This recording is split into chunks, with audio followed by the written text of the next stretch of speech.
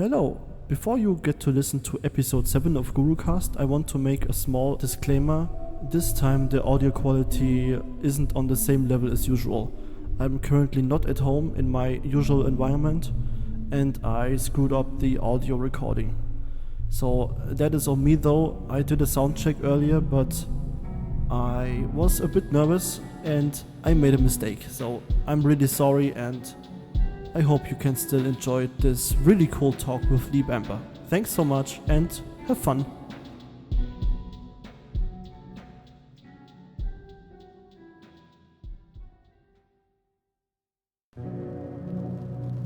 Welcome to GURUCAST, the Game Guru podcast for the community, by the community.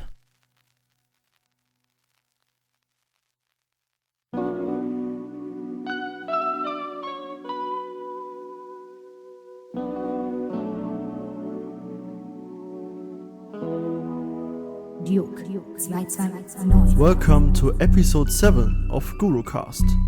My name is Duke, aka DK Productions. In this podcast, I talk to various members of the Game Guru and FPS creator community, and so far we had some really interesting insights on the various TGC engines and its users. I can assure you that this episode will again shed light on topics that maybe didn't even come to your mind yet. And now it is time to sit back, take a cup of tea, and get ready for episode 7 of GURUCAST.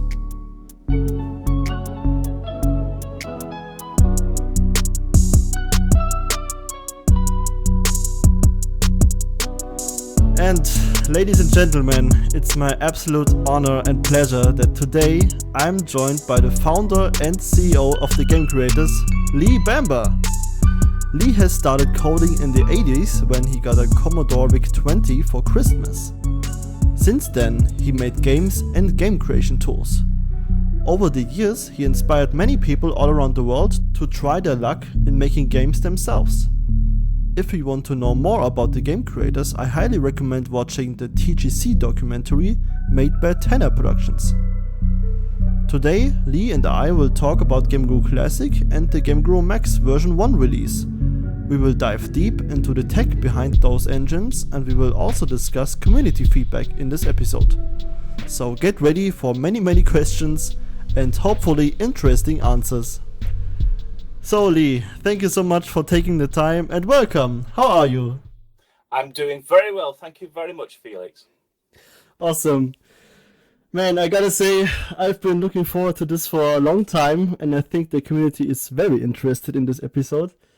And I also gotta mention that I'm currently not in my usual working environment due to the restoration work in my apartment, but I will make sure that the audio quality will be on a similar level as in the previous episodes. So I've been doing a lot of preparation for this one and I have prepared a shit load of questions, so I hope you're ready. I'm ready. Awesome. Okay, so I want to say the obvious right at the start. Version 1 of Game Guru Max is out after years of work. How do you feel about that? Relieved. It's always nice when you hit a milestone, so you can mark it off in history for your chronology and then move on to the next set of most important things towards the next milestone. So it's always nice to pass a post. It's never the last post. It's always a work in progress. It's always what's the next one after this. But it was nice to get to that a point in the history of Game Guru Max. Awesome. About a feel of relief, I can totally relate because after 3.5 years of development, I released Dark Skies in February 24th this year, and it was also very emotional for me. And when it comes to Game Guru Max, do you have emotions related to it when you think about the release of version 1? Sure, yeah. As you may know, I've been doing games, game making tools for a very long time, my entire life, in fact. And Game Guru Max, I can hand on heart say, is the best thing that remember, this isn't just me anymore. I'm not an individual. I'm part of a team. And I think it's the best thing I've been involved in And I'm looking forward to seeing it fruate into a very useful tool for a lot of people who don't necessarily want to script or spend all their lives creating models and assets, but still want to make a game and feel proud of the game that they've created. So yeah, I've made a lot of products in there, and this is the nicest one so far. And with that comes the emotion of satisfaction, of a job well done, and the hope that other people will see it and think, you know, that's pretty good. That I like that. You know, I'd like to use that, and you know, not just my joy, but hopefully other people's joy in using the software as well. So yeah, quite emotional. I'm quite pleased. Obviously, as we've mentioned, some relief. It's good when you can say you've at least in part completed something. So there's always that emotional rush. Yeah. But you know, us coders, we don't sit around idle for very long. We're always wanting to do the next thing. So now version 1 is released officially. I'm on to the next things, which of course is more Game Guru Max, fixing bugs, adding features, working with the community who want to release games written in Game Guru Max on Steam. And I think there's still a way to go before we can make that happen for everyone. Yeah, awesome. Working with the community sounds like something we all want, and we will get to that later. What do you think about the feedback and reviews Game Guru Max has received so far? It's a little turbulent, isn't it? I do keep an eye on it. It's not out of some sort of keeping score, which of course it does affect sales. You know, your rating really does determine the commercial success of your product. That's a given. Yeah. But I actually look at the reviews more of critique. I want to find out, is there some serious errors that I am not aware of? And you'll find those errors in the reviews. Even in the positive ones, there's information.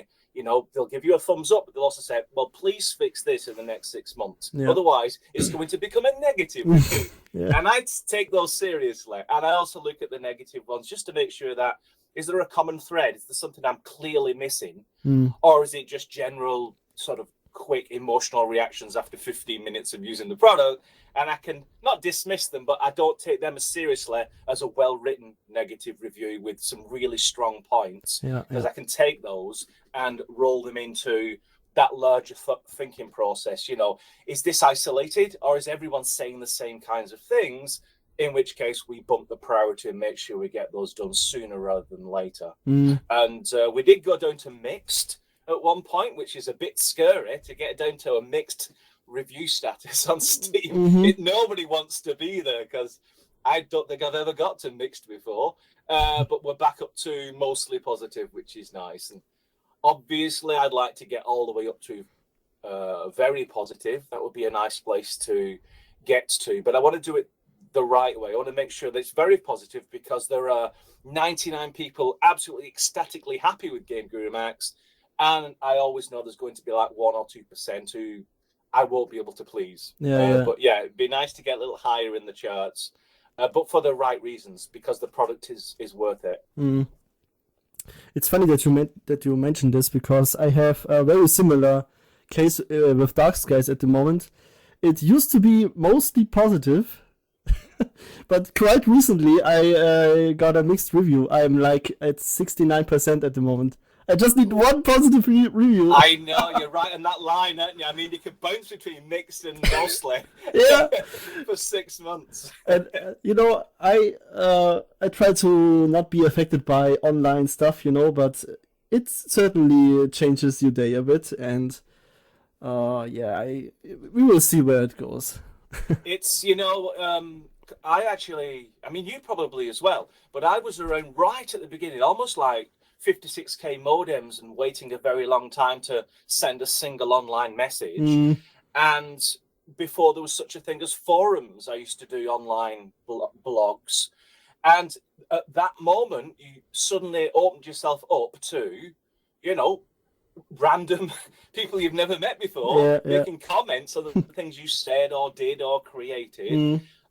And I got that a very, very long time ago. And over the years, I've learned not to have a hard shell, but you kind of, it's part of the business, I think. You know, and you just have to take the positives out of it. You know, don't look at it as like an attack, because they don't know you. Yeah, absolutely. Why would you take it personally if they don't know who you are from Adam? Yeah. So you just take the positive. Just think, okay, is there anything of value I can take from this and move forward in a positive way? I know it's a bit cruel when someone went out of their way to try and be nasty to you, and all you took away from it was all the good parts. I mean, that just like... I know it's a little bit conceited, but I rather like that, actually, that, you know, I can turn anything to a positive message. Yeah. Might be self-delusional, but it does get you through the day. And when, for the most part, when people do get upset and frustrated and then out and lash out at you, it isn't out of any nastiness. It's really just they had an expectation or they wanted something and they weren't getting it. And the correct response is to try and find out what it was they wanted, because ultimately I think they want to be happy, and if you can provide something that will make them happy, then everybody wins. Absolutely. And I think there are, even in the negative reviews, people want to like what they purchased, but they can't, and they will write down the reason for that. And negative reviews are can be really helpful, and even more helpful than positive ones at times. Absolutely. Yeah. A lot of people probably don't realize that, especially if you're in marketing. It's like, no, we don't want any negative reviews. Yeah. No, I'm a coder. I want the negative one so I can find out how to fix it. Because if it's just said, this is the best software ever, I know that's not the case. so it's like, okay, well, thank you very much. But do you have any suggestions on how it could be even better than best? I think this episode will be quite a feat for you, because you will get a lot of feedback during this recording. No, I know they're all going to switch the reviews to negative. You wanted negative? Fine. Let's see how low we can get. 20%. No, I think we get to that later. Okay. So, before we continue to talk about Game Guru Max, I want to, backpedal a bit to Game Guru Classic. Okay. And we had a call last year, which happened on Skype, and we discussed the present and future of Game Guru Classic. I recorded that call. I do that because I like to rehearse conversations, especially, only if they are in English, so I can help improve my understanding of the English language and my speech skills. And there's always a new word for me to learn. So I'm happy I recorded this call as well. And with your permission, I'm happy now to be able to share a small part of that conversation. Highly selected piece of conversation. Go for it. Yeah. I feel like that was, that recording last year in April, I think it was like a turning point for me personally. And also for my game projects as well. And I think also for the entire Game Guru Classic community. Wow. I also need to mention that Deborah Escott-Jones also was in that conversation, and I want to give a shout out to her as well. Last year, I think we've had like 8 Skype sessions since then. And that was pretty amazing for me, because I was, again, able to improve my English skills, and talking to her really helped me get enough confidence to make a format like this. If you had asked me like a year ago, I would say, holy hell, no, never. I will never do that. So thanks, Dash, for taking the time. So, some background info on this one. It was in early 2022. I was working on Dark Skies, of course, and the development on Game Guru Classic was sort of on hold, understandably, because of Game Guru Max.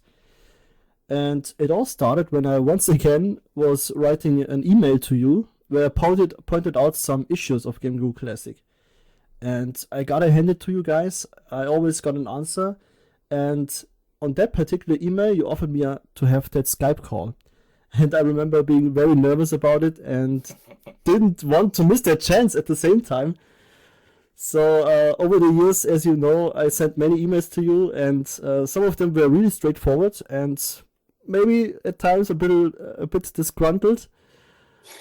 But I think they also provided vital feedback. And now we will, one of those emails I wrote last year, and we had a call, and this was the start of it, basically. Where do we start? Because listen, we're all ears, aren't we, Lee? We've read and reread your email, yeah, and it's some really valid points in it. And it's also got some points that, you know, we could come back and say, well, blah, blah, blah. But the reality is you're our community. So we, you know, and you're a good voice of the community. So we want to listen to you. We can't do everything everybody wants. Yeah, of course. But there's some way forward. Lee, do you want to kick off, or would you prefer to listen? I can just skim through. Felix, I'm going to warn you. I'm just going to warn you. Lee has an ability to go off on a tangent and use many, many words. Yeah, I will just listen carefully, and I hope I don't talk too much. No. What I'm going to say is I am the sanity check. So if one of you goes off on a tangent, I'm going to go, whoa, guys, come back to this bit, okay? Yes. I have to listen to Dash because she's right. Always. I mean, I sometimes see a recording of myself and I can recognize that massive going off on a tangent isn't useful. It's just this indulgent talking tech. Geek mode, I calls it.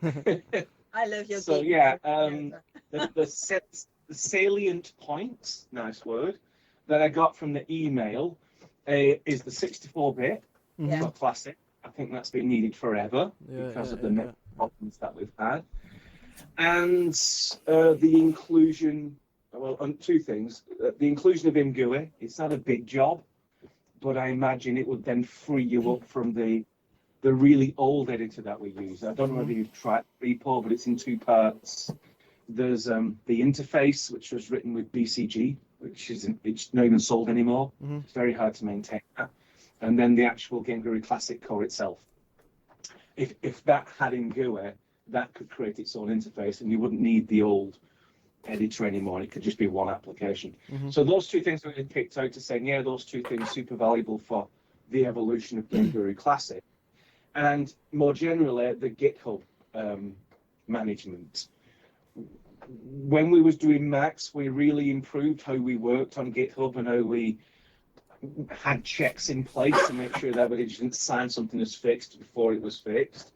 Started to do that with Classic. So you'll notice in the issues board, we don't just mark it as fixed and close it. We do fixed but needs confirmation. And then we wait for the original author to say, yep, I agree it's fixed, and only then do we close it. So we've currently got 37 issues, and 32 of them are in that state. They're either marked as fixed or fixed but needs confirmation. There's only 5 that are new ones that we've not looked at yet, and 2 that we've marked as answered. But again, we've not closed them because we haven't got a reply from the original author. So that's where we are with the issues board. And the good news is, the final thing, which isn't really in your email, but it relates to it, is very recently, in fact, we have decided to move from just pure bug fixes on Game Guru Classic to start moving it forward a little bit in terms of some key functionalities. Because I know you said in your email 98% have moved on to Max. They haven't. A lot of people are still on Classic. They like Classic. They've spent their lives on Classic, and then they're used to it. So we're going to support that product because there's still such a large community there. And that's why we have been talking about it recently, about putting more resource on that. And I think 64-bit and ImGUI are both easy things for us to do. So you can look forward to those. Awesome. And the one thing that I want to do, and it's a longer term project, but it will help Classic, is the conversion of all the things you've created in Classic and all the content that you've got in Classic over to Max. Okay, so I remember I was being so hyped and stoked when we had the call. And today you are allowed to go on as many tangents as you want. No, I can feel Dash's eyes burning into the side of my head right now. I think I've still got Dash on my shoulder, even if she's not in the call. So hopefully I've learned a few things from Dash, and trying to keep on, at least keep to the point. But did you have any questions on that little snippet? Because it's development, things change, and everything I said in that little snippet. Some of it came true, some of it sort of came true, and some of it I've completely forgotten about. Yeah. So, was there a particular question you had? First of all, a lot has happened since then. I gotta point out Cybernescence. He plays a huge part there. I was chatting with him many times over the years about possible improvements for Game Guru Classic, and he sort of wrote me the requirements that need to be met in order to, for him to step in, take action, and add his private work to the public Game Guru repository. So I've been talking about this topic on the previous episodes as well. Game Guru Classic received some major upgrades last year, thanks to you and Cybernessence. This is also like an ongoing thing with the TGC products, isn't it? Like, your products always have been heavily influenced by its community. Definitely. It's been, I mean, you could argue that, well, a lot of the products for release aren't exactly 100% bug free when they are released. And so the subsequent years, well, looks like, wow, they've been, you buy it in like 2002 and they're still giving me free updates in 5 years later. Well, mostly bug fixes, but during that long gestation period to get to a point where we could genuinely say, well, actually are bug free now, during that time, plenty opportunities for the community to get involved in that process. And Cybernessence was one of the superstars of that, you know, completely off his own back. Never asked him to do any of this. I think he was doing it because he really wants to create a really cool game. And if something didn't exist in the engine, he'd just go off and invent it to finish his game off, which I thought was amazing. And so generous in spirit as well to say, well, I've done what I wanted to do. Now let's put it into the main product. So that's fine. Let's do that. Yeah. And then the rest of the community can benefit from it. Absolutely. And Cybernessence only, you know, is one of many people who added stuff. There's like Nomad and S4Real. They make the Blake Ice mod advanced mod for FPS creator Preben Eriksson, who made the draw call optimizer, which was a turning point for me personally.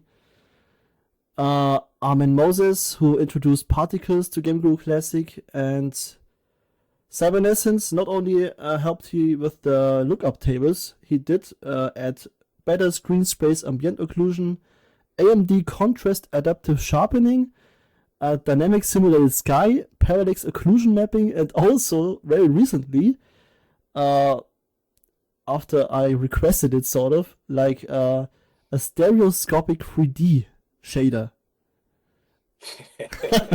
And you know, it's simple and old school 3D, but it looks so cool, and it's really great to play around with the 3D effect in your own levels.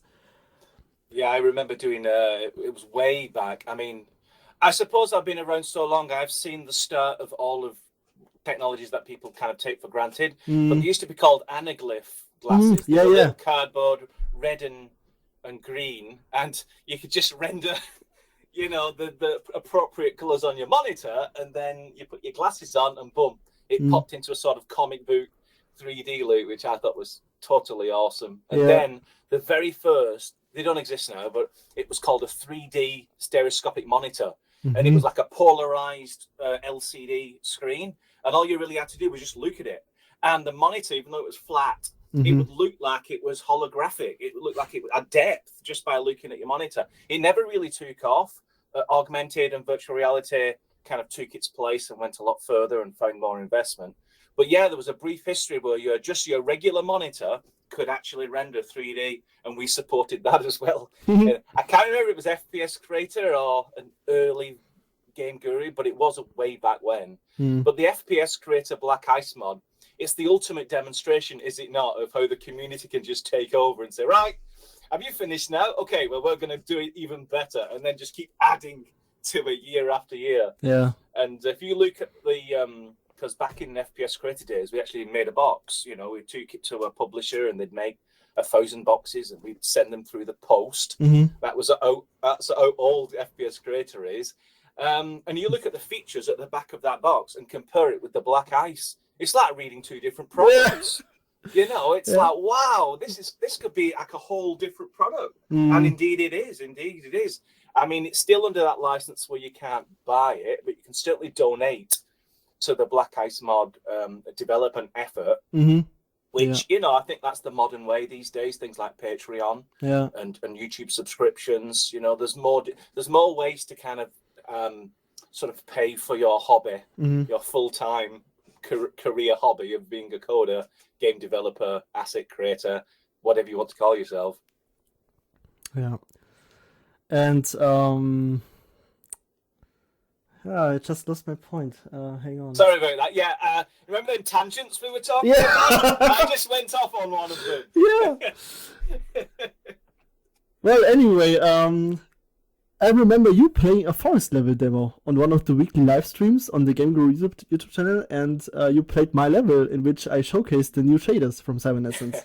And it There was were hundreds of them, but yeah, I vaguely remember, yes. But I'm sure I sought permission before I started taking credit for your work. Yeah, of course. I think I wrote you an email with the idea for you to play it on the live stream. Brilliant. And, okay, that's the right way to do it. Yeah. And in the stream you said it looked better than Game Guru Max, which was totally funny, I think. And it just goes to show how powerful it can be when you got the community contributing to your products. And talent, Absolutely. Anyone can find a career in games development. It's such a large industry now. Even if all you want to do is make music, you can have a full-time job in the games development industry, just making music and creating the thing that you're.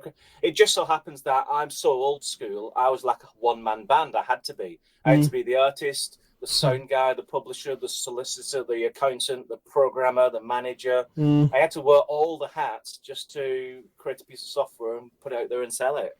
But that was back in the day. That was bedroom programmer territory. These days, it's such a large industry. You can just go in and just do what you want to do and let the rest of your team do the other parts of the game. Yeah.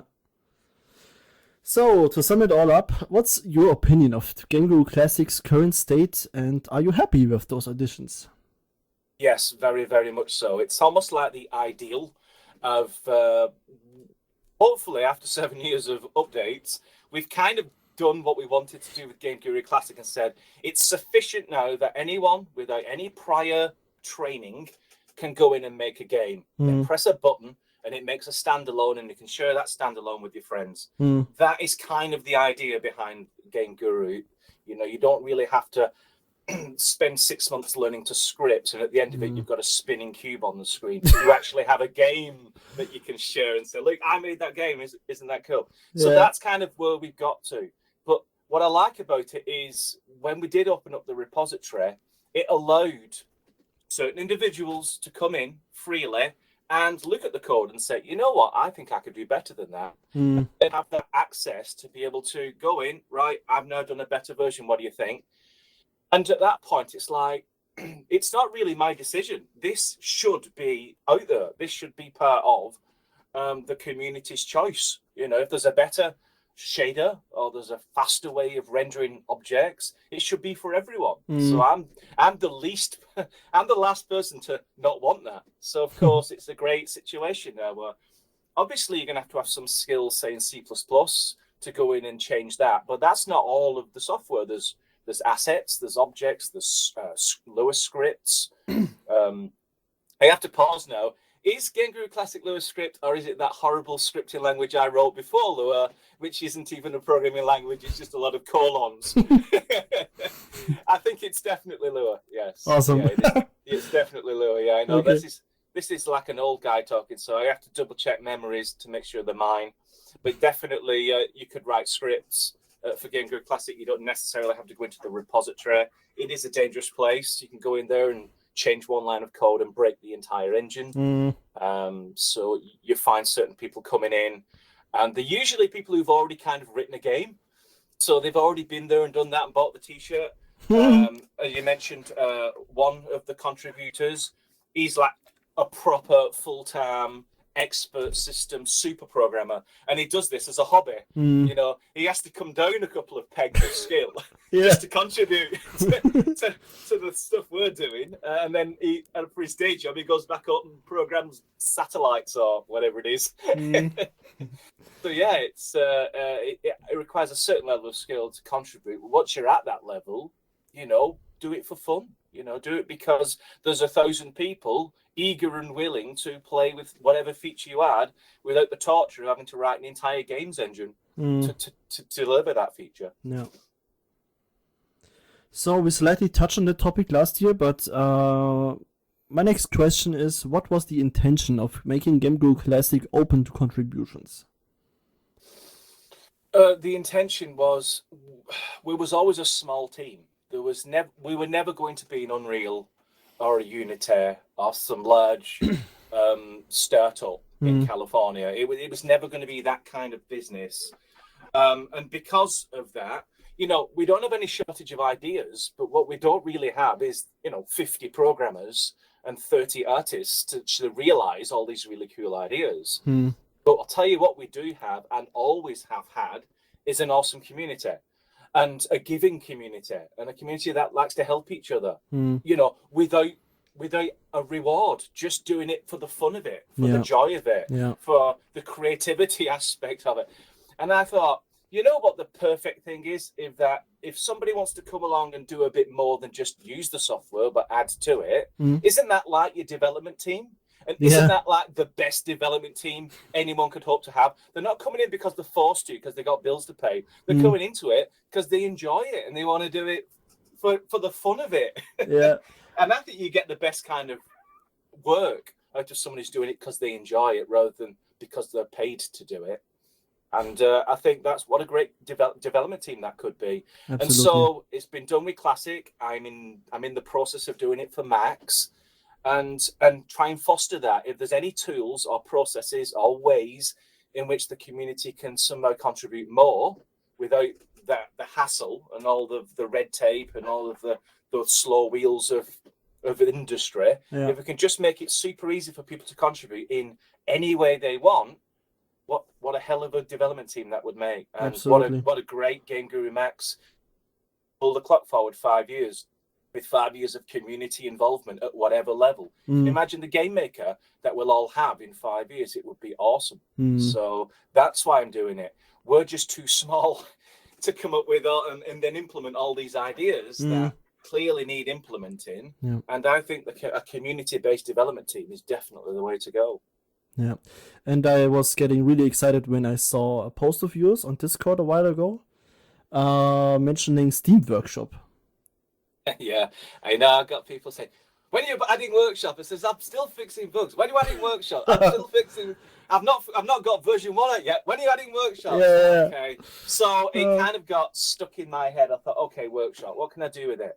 And then almost immediately, I looked at my inbox. And at the time, I had 120 emails or something. I'd just come off my holidays. I thought, oh, each of these emails is a task. It's not like a 5-minute answer. Each email is like half a day of doing it properly. And a lot of the emails came from one guy. And this one guy wanted me, and mentioning no names because I haven't got permission. I'm sure he will kindly provide permission, and maybe it can go into the footnotes after the podcast goes out of who this individual is. But I had the process of taking these very useful emails, which had content in, and then put it into the build and then put the build out. But that was me stopping what I'm doing to answer emails, to format something. And I thought, you know what would be really good is if I could set up a workshop system where this individual can just put all of his stuff into a workshop item, bypass me completely because I trust him implicitly, and then the updates immediately go out. Already tested, working, etc. And I thought, you know, that's such a cool mechanism. And then the follow-up thought after that was, anyone could use this. This could be like the community just transforming Game Guru Max from underneath my feet. So if I start off by choosing trusted members, people who are established as contributors, who can test their own stuff and release reliable updates that don't break people's projects, then isn't that how we should start it? And then eventually you switch it on for absolutely everyone with some kind of moderation or some sort of self-moderation system in place. And as indeed in the past, Workshop on Steam has been used by the modding community to great effect over the last 10 years. And there's no reason why we shouldn't take advantage of it as well. And it was going to go a lot faster, but then I got reminded quite rightly by another member of the community that you can't just switch it all on and let anyone contribute anything, because some people, believe it or not, don't understand the concepts of copyright, IP infringement, and that you can't take a model from a game and just starting on workshop and saying, Oh yeah, there you yeah. go. It's like, oh no, because I'll tell you what happens. It isn't the individual who posted it. It's TGC who allow that content to go through into the public, and we're the one holding the bag. And it was like, well, you can't just freely allow something like that. All innocent, of course, but we need to make sure that that's not even possible. Yeah. So we're taking a few slower steps toward workshop contributions. And the very first step is to test it out with an individual contributor. And there is still a few issues. Some people are getting updates, some people are not. So there's still teething problems when I get through, but once it's solid, then we'll very carefully increase its availability to more contributors until it's a nice, not overly policed, but nicely policed, moderated way in which people can just put an update straight out into the community without needing to make it part of the official build. And the great thing about Steam Workshop is that you cannot screw up any vital core files of Game Guru Max, for example. No, I've double and triple checked that. Although if I implemented it incorrectly, you totally could. Yeah. But I'm making sure that that's one of the things. You could do any kind of workshop item you want, and it won't break what's already there. That's an important element, but that's on my shoulders. That's something I need to make sure is solid before it gets too freely used. And about the copyright issues, that is definitely a thing in the TGC community. Because I saw that many times on the store as well. Like someone uploaded creators from, I don't know which game it was from, but you know, he definitely didn't have the permission to upload these and sell these. Yeah, it's not just taking other people's existing assets. We even had to take down some assets because they resembled a character from a particular game, and that character was so unique to that game. Even though it was written from scratch, and you know, the artist owned the textures and all the rest of it, we still had to take it down because copyright covers likenesses, and you know, if it's too specific to a particular brand, it can't just be repurposed and then called your own. So it's a very expansive area, and you could probably spend a couple of years learning all about copyright and IP, but we just want to err on the side of caution, and we'd rather have someone not make the mistake of releasing somebody else's copyright and then educate our community that these are the things you can do and these are the things that the world won't let you do, and if we can help in that, then we will. Very nice. So I'm looking forward to this one. So what do you think about the games the community made with FPS Creator and Game Guru Classic, and how many games can you even name? Oh, I didn't dare to research this. However, got you. Yeah, someone in the community did, and the list, I was shocked. I thought, no way is that many games been released on Steam. Yeah, there's on the Steam discussions of Game Guru, there is a board that lists all the games people have been finding on Steam. Yeah, and my two are also listed on there. Yay! Yeah, I'm hoping to add a game to that list at some point. I think it's crazy that. So you've written this game maker and you've never actually written a game in it. Yeah, that's a bit silly. That's like a recurring theme within my private Discords related to Game Guru as well. Like we always say, like he doesn't make games with his own software. That's funny.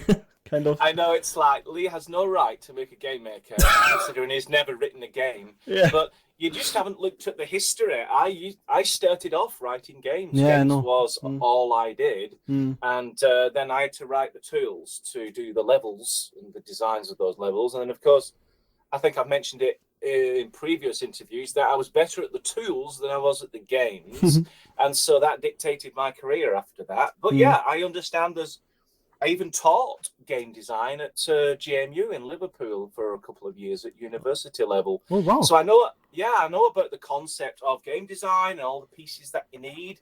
But yeah, I found I gravitated more towards I'll sell you the shovel, right? You go off and do the gold mining. I'll just have the general store and I'll sell you all of the things that you need to make your fortune. That's a nice example, yeah. So, name me a few games like made with FPSC and GG. Games made by me or games made by the community? By the community, yeah. Oh, right. Isn't that a horrible question? Because I'm going to be singling some people out who I just happen to know about or remember, and then miss games that are absolutely awesome and perfect demonstrations of the latest power of Game Guru Classic and Max. So, should I answer it? Yes, I will. I'll just answer it honestly based on the ones, obviously your games, Dark Skies. Mm-hmm. The Nemansk incident, was that yours as well? Yeah. All right, good. Dark Skies, the Nemansk incident is one game. Yeah. Yes. It's the whole title, yeah. Oh, it's the whole title, right. Those two games, because they both impressed me. It's the same game. Yeah. Awesome. I think it's because the size of the game, there were so many different locations in it. Yeah. That it's like, it wasn't a typical Game Guru production. Usually it's like someone took the horror level from Classic, changed the name and said, "This is my game." It's like, really? I thought that's exactly the demo that I created. Upload to Steam, yeah, awesome. Yeah. Whereas yours, it's like, this still can't be the same game because I've changed location 4 times and it looks like a different game. There's like altogether different content, and none of it was stock as far as I could see. It was all like painstakingly rebuilt, which isn't that exactly what you want to do if you're creating a game, to have your own unique style about it. Absolutely. So those are the ones that leapt out at me. Certainly, I recall the ones which were just what we now call asset flips. But the ones that really stuck in my mind was the sheer scope and skill needed to create that out of. I mean, all the reaction I always got from these sorts of games is, I can't believe that was done in Game Guru Classic. I didn't design Game Guru Classic to be able to do that. So how did they do it? The Cogwheel Chronicles. Yeah. That one, it's like, I can't believe that was done in Classic. There's so much stuff in there that isn't in Classic. You can't do that. And then I found out, the author just added functionality when it was missing. I said, oh, well, that explains everything.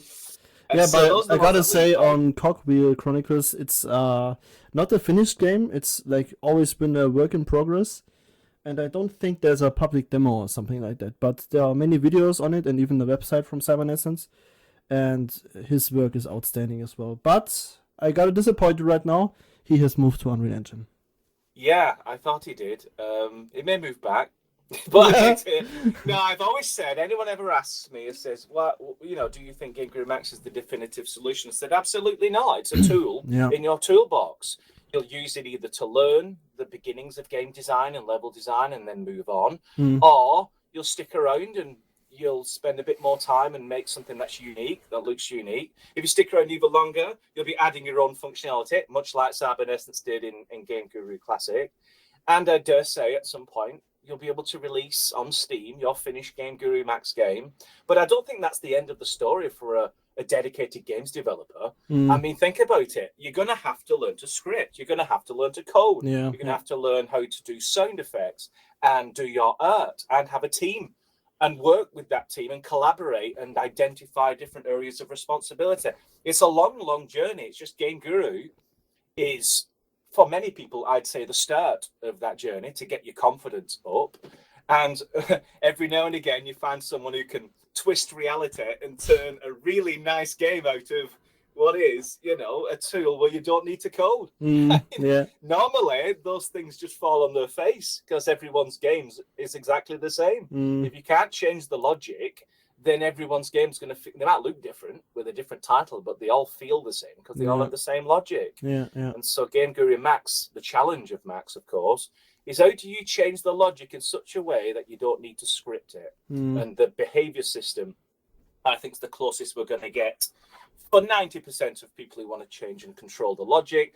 And then we're right now working on a way in which we can, for that last 10%, still get to control the logic without necessarily going into syntax and lines of code. Some not quite blueprints. I think blueprints gets confusing very quickly, but something else that allows you to connect together common instructions in an easy to read and easy to maintain way to just do that last 10% of logic, which you can't really get away with stock behaviors with a number of parameter changes. So that's still a mission of mine to crack that particular nut.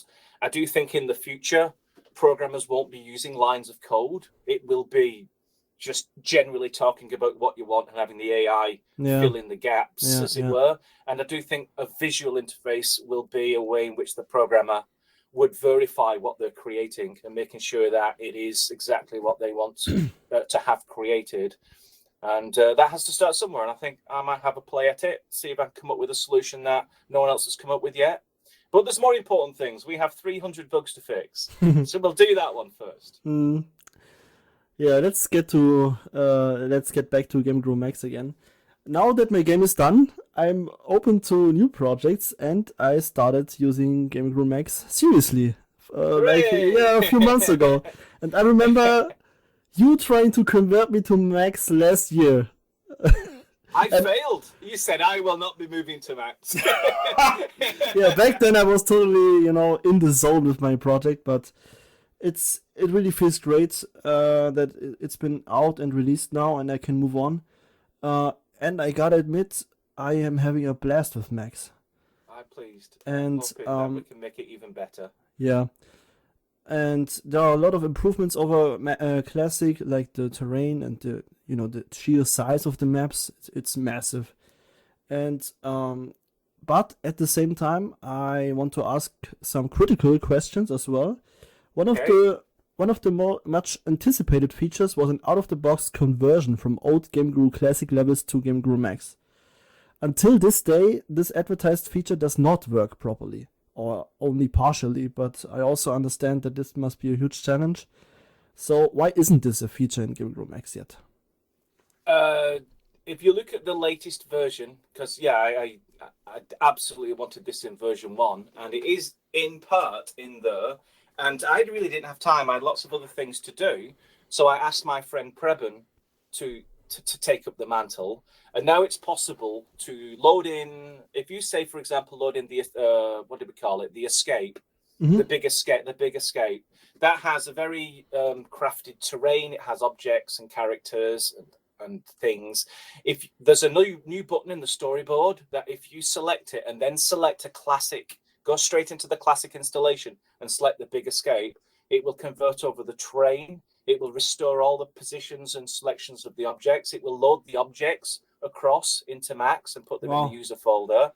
And it actually restores a good chunk of what I would assume is the largest amount of time spent, which is laying out your levels, crafting the floors, and at least you've got like a starting point. The things we couldn't convert, simply because Max doesn't have an equivalent, is, for example, remember the old character creator in Classic where you had a head and a body, and sometimes the heads would disappear because they were actually a separate object.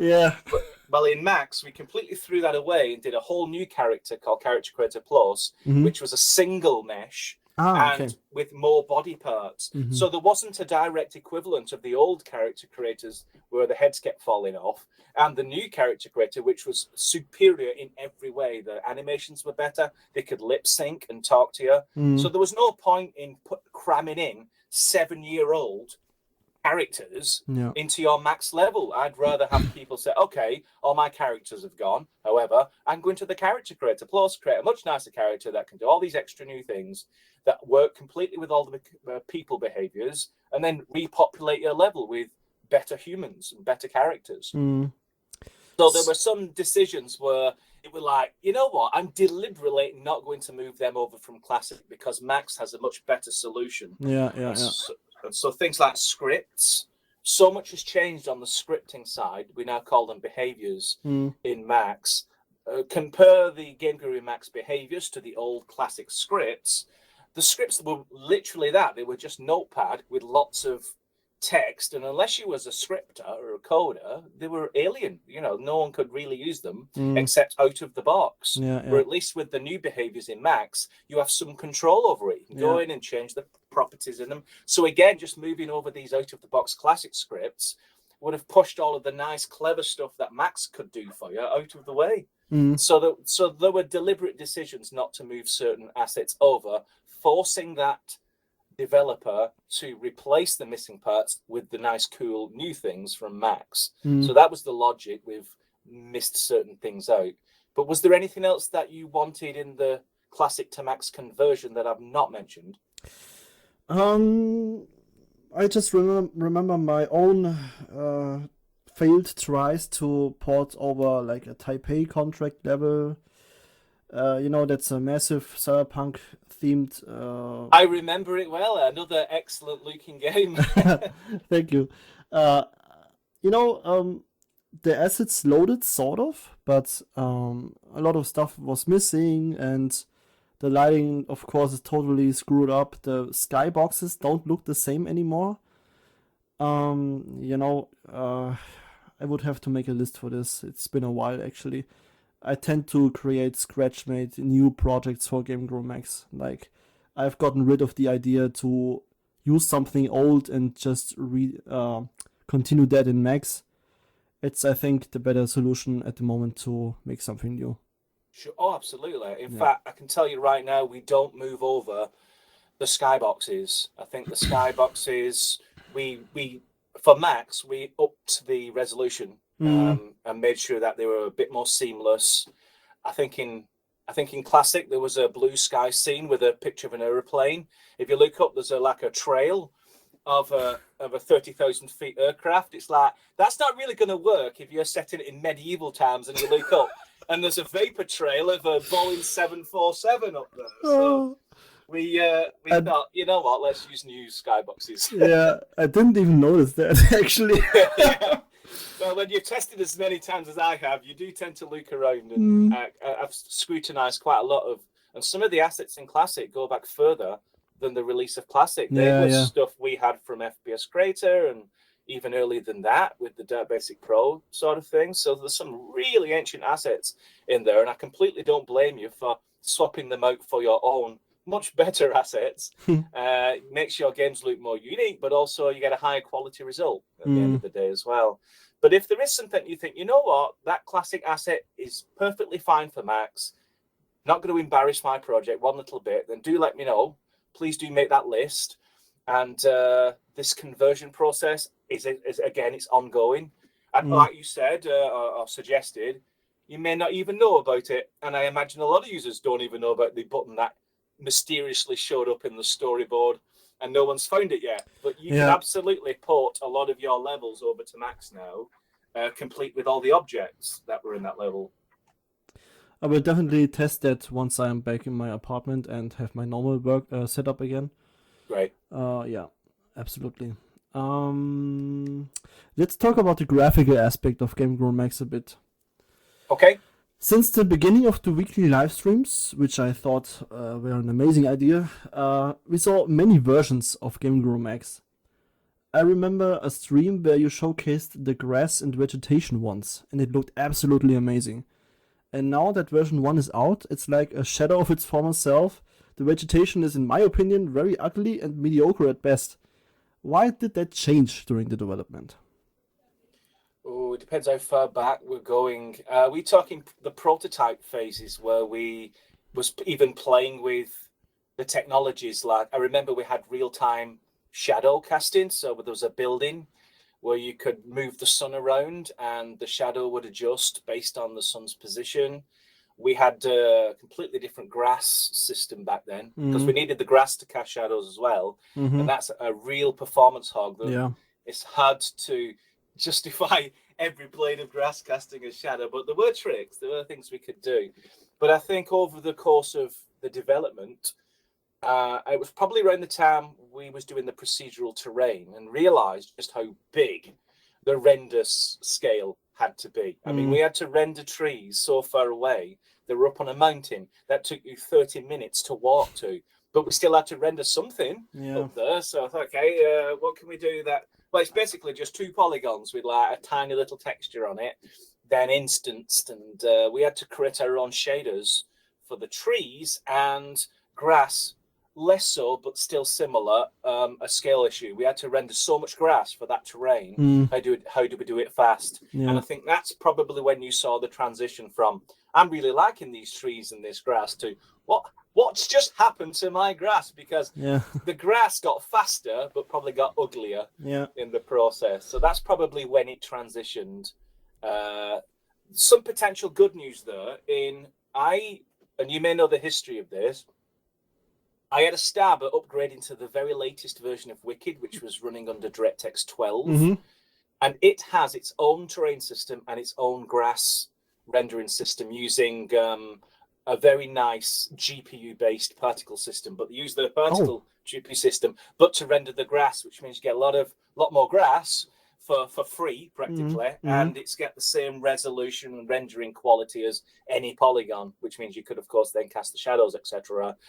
But I spent a couple of months on that, and the problem was I couldn't convert our custom shaders. You know, our custom terrain and our custom grass, the ones you don't like, I couldn't convert those to DX12. They were too different.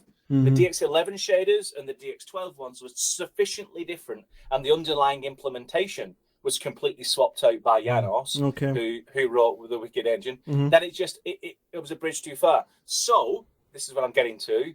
If we do go to Wicked engine DX12 anytime soon, my prediction is rather than try and recreate the old terrain and grass system and tree system, first thing is to create a prototype and see if we can use the Wicked engine one. Use the Wicked engine terrain, the Wicked engine trees, and the Wicked engine grass system. Because that way, Janos has made sure it's super, super fast. The problem might be that, wait a minute, my grass looked like this, and now I've gone to DX12, now it looks a little different. But if you're saying the current grass doesn't look that great, the potential opportunity here is that we can, after the switch to DX12, the grass suddenly looks better, and you can have more of it and render it further off into the distance, and it's faster. So maybe it's a plus, this.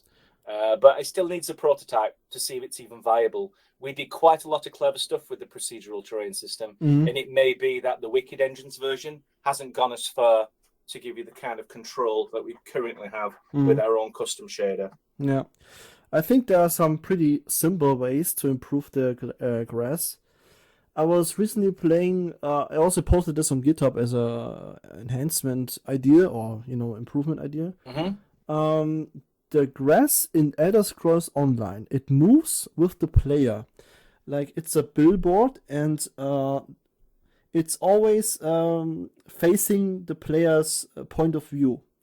Like, when you turn around on the terrain and you move around, you may notice it when looking on the ground, but otherwise it always shows the grass texture from the same side.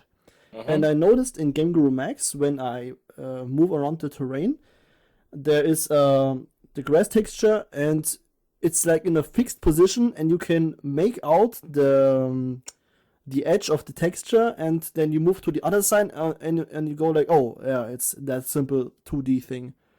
And I think it would be not so much work to improve this. Yeah. Yeah, I think that's why you like the earlier grass, because I think the earlier grass did that. It's a camera-facing decal. That blends nicely with the terrain texture, so it almost looks like a continual from flat floor, and then all of a sudden grass is sprouting out with exactly the same color match, and then it adds a bit of movement on the top Y coordinates, so they can move in the wind. But the thing is, if you saw that in VR, it absolutely looks like a piece of cardboard. Yeah, it's like, and it's just like, it destroys all reality. Whereas if you fix the polygons and you've got two stereoscopic renders of it, they actually give you the proper three-dimensional. It is actually coming up out the ground, but yes, you can stand in a certain spot and look right down on top of certain grass arrangements, and you just see the cross, where you've basically just crossed two polygon quads, and you've painted the texture on the surfaces of that quad. But if you're looking down on it, you don't see any grass, which of course in reality you see grass everywhere. You see lots and lots of grass. Now, as I said, the modern technology for grass rendering isn't to do any of these hacks with polygon quads. What they basically do is render strands of grass, individual blades of grass as a polygon, and then render millions of them. And you do other clever techniques, so you can render them in high detail near the player, and practically part of the texture painting off in the distance. And that's how they do it in modern games. Very and it could interesting. be, and I think, I'm pretty certain, almost 100%, that the latest version of the Wicked engine uses that technique. Because if you look at the code underneath Wicked engine, they don't call it grass, they call it her.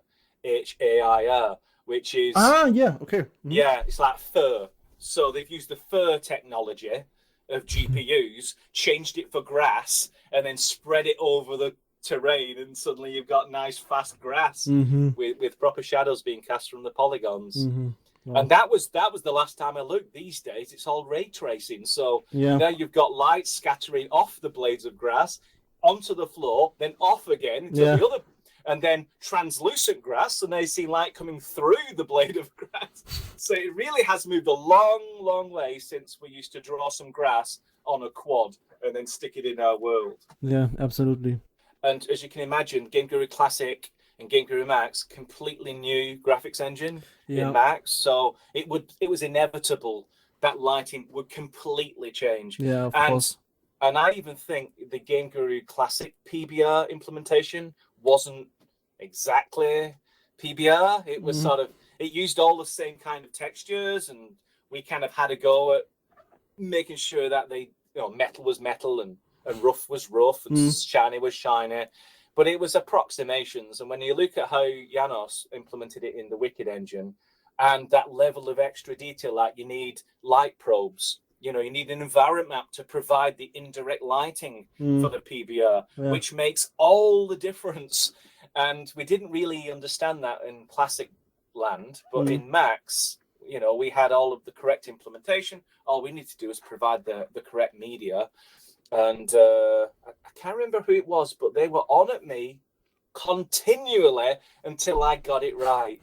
I think it was Monkey Frog Studios, but absolutely not happy with the environment lighting. It's like, I'm going to keep emailing you until you get it right. And eventually we ended up with a system where you can manually place down environment probes anywhere you want, as many as you want. Yeah.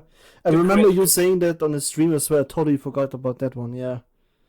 And it made all the difference. It went from flat to, oh my God, I can't believe this. It's like, we totally should have done this like 2 years ago. But yeah, it makes all the difference, because that's what PBR needed. It needed that almost environmental information, so the object knew it should look in it amongst its neighbours, and on its floor and on its walls. And is there a sky above me, or is there a strong light just behind me, or is there 3 lights surrounding me? And you can't. Well, in the past you couldn't do that in real time. It would just slow down your game. But now with the RTX level technologies, they are getting somewhere to and a bit of AI to approximate that real time effect. So at the moment, the kind of static. Wicked lets you do dynamic ones, but there's a performance hit. So we default to static. And you can move them in your level, it recalculates, and then, of course, it looks correct. But what you really can't do is set something to dynamic and then move it through the scene, because that's quite a high performance hit. Whereas with the RTX technology, again, Wicked Engine supports a level of ray casting technology that would be in real time. You'd be able to just roll a sphere through a corridor, and the sphere would perfectly reflect not just the textures on the walls, but all the lighting and indirect lighting that would be implied. Like, is that ball casting a shadow? Is that shadow being reflected from another reflective surface and then back again? So yeah, it's something we're going to look at, as I said, once 300 bugs have waved goodbye. Yeah. Let's continue on this topic. I noticed when I make levels, one of the most fun part is the refining. Like, I always loved that in Game Guru Classic and Dark Skies as well. Like stuff like tweaking the sliders, fog, ambient lighting, sun direction, all that, until it looks perfect. This procedure was really easy for me in Game Guru Classic, but since I'm using Max, I'm having a lot of troubles actually with it. I can spend a half day tweaking and playing around with the sliders, but I never get to that it's perfect state. Many people have mentioned it in the comments or on the Discords. Game Guru Max has some sort of weird way of rendering things.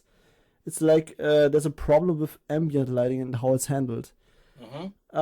Things like global illumination, I think, would help on that. I'm always asking my Game Guru friends for feedback, and when you work on something daily, it gets really tough to see issues or flaws. So, do you see it as the same way as we, some of us do when we say that there's something off with the rendering in Game Guru Max?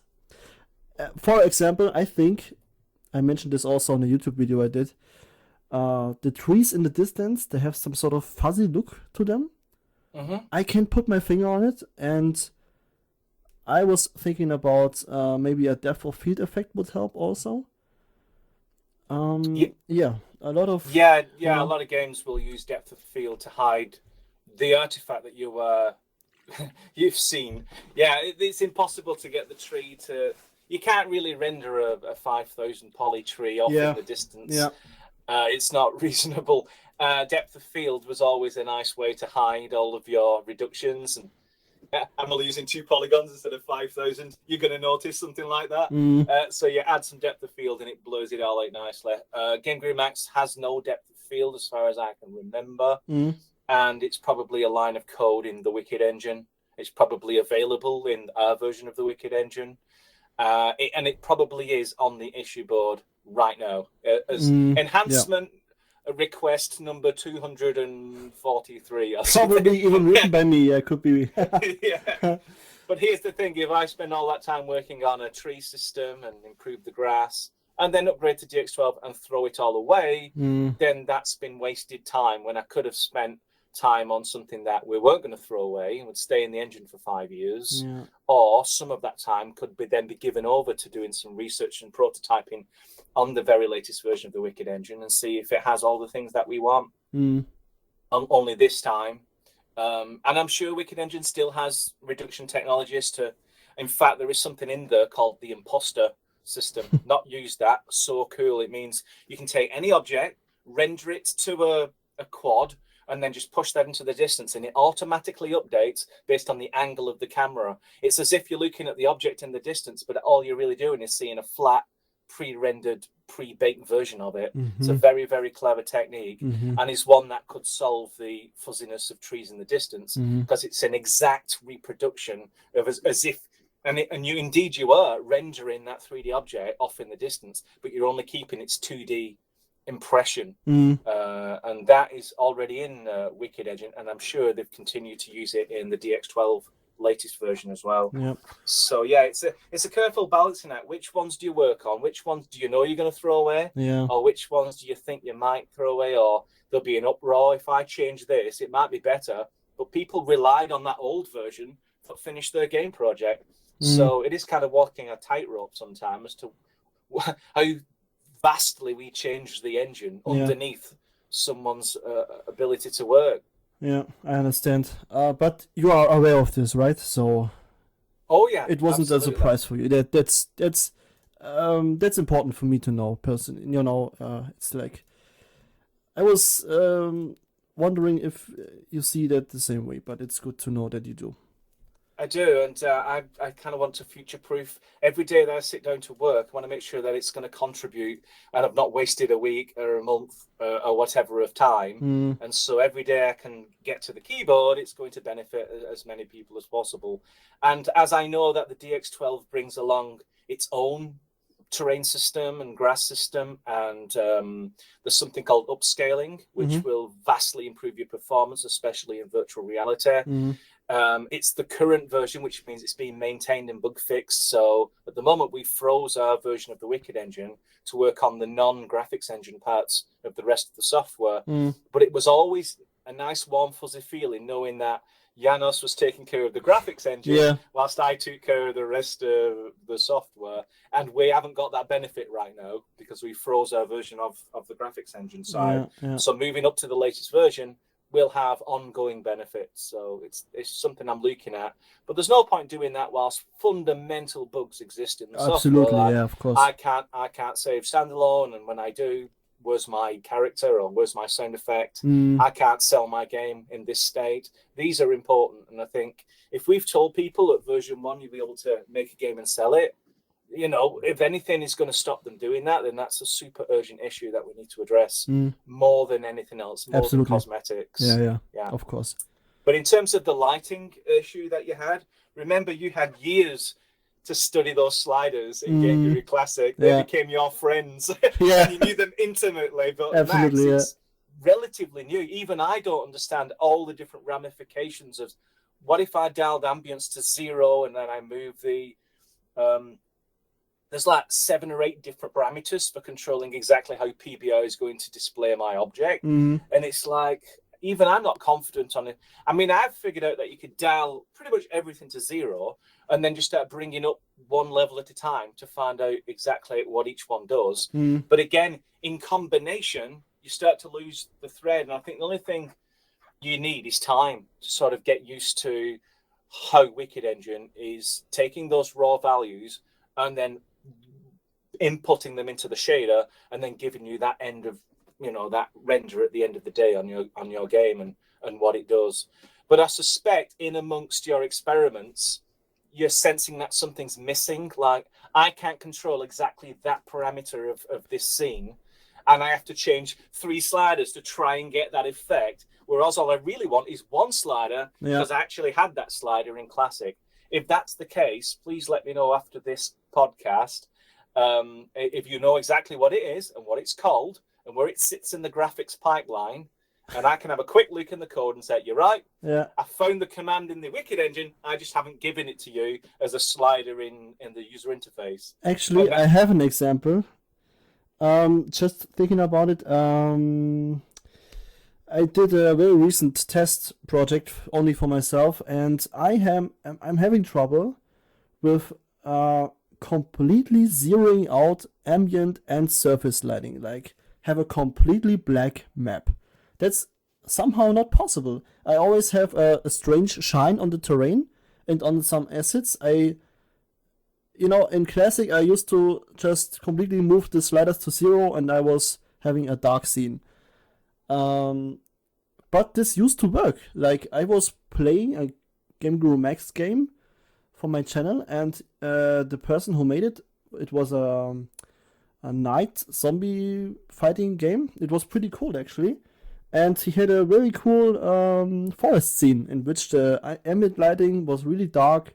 It was, a nightly feel was in the scene. And I'm really having a hard time to create a night environment in Game Guru Max at the moment.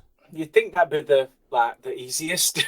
Like, how do you do a level that's completely black? Well, with nothing in it. Yeah, I mean, shouldn't that be that easiest thing to do in a game maker? I just want a black scene with no lights in it, no artifacts whatsoever.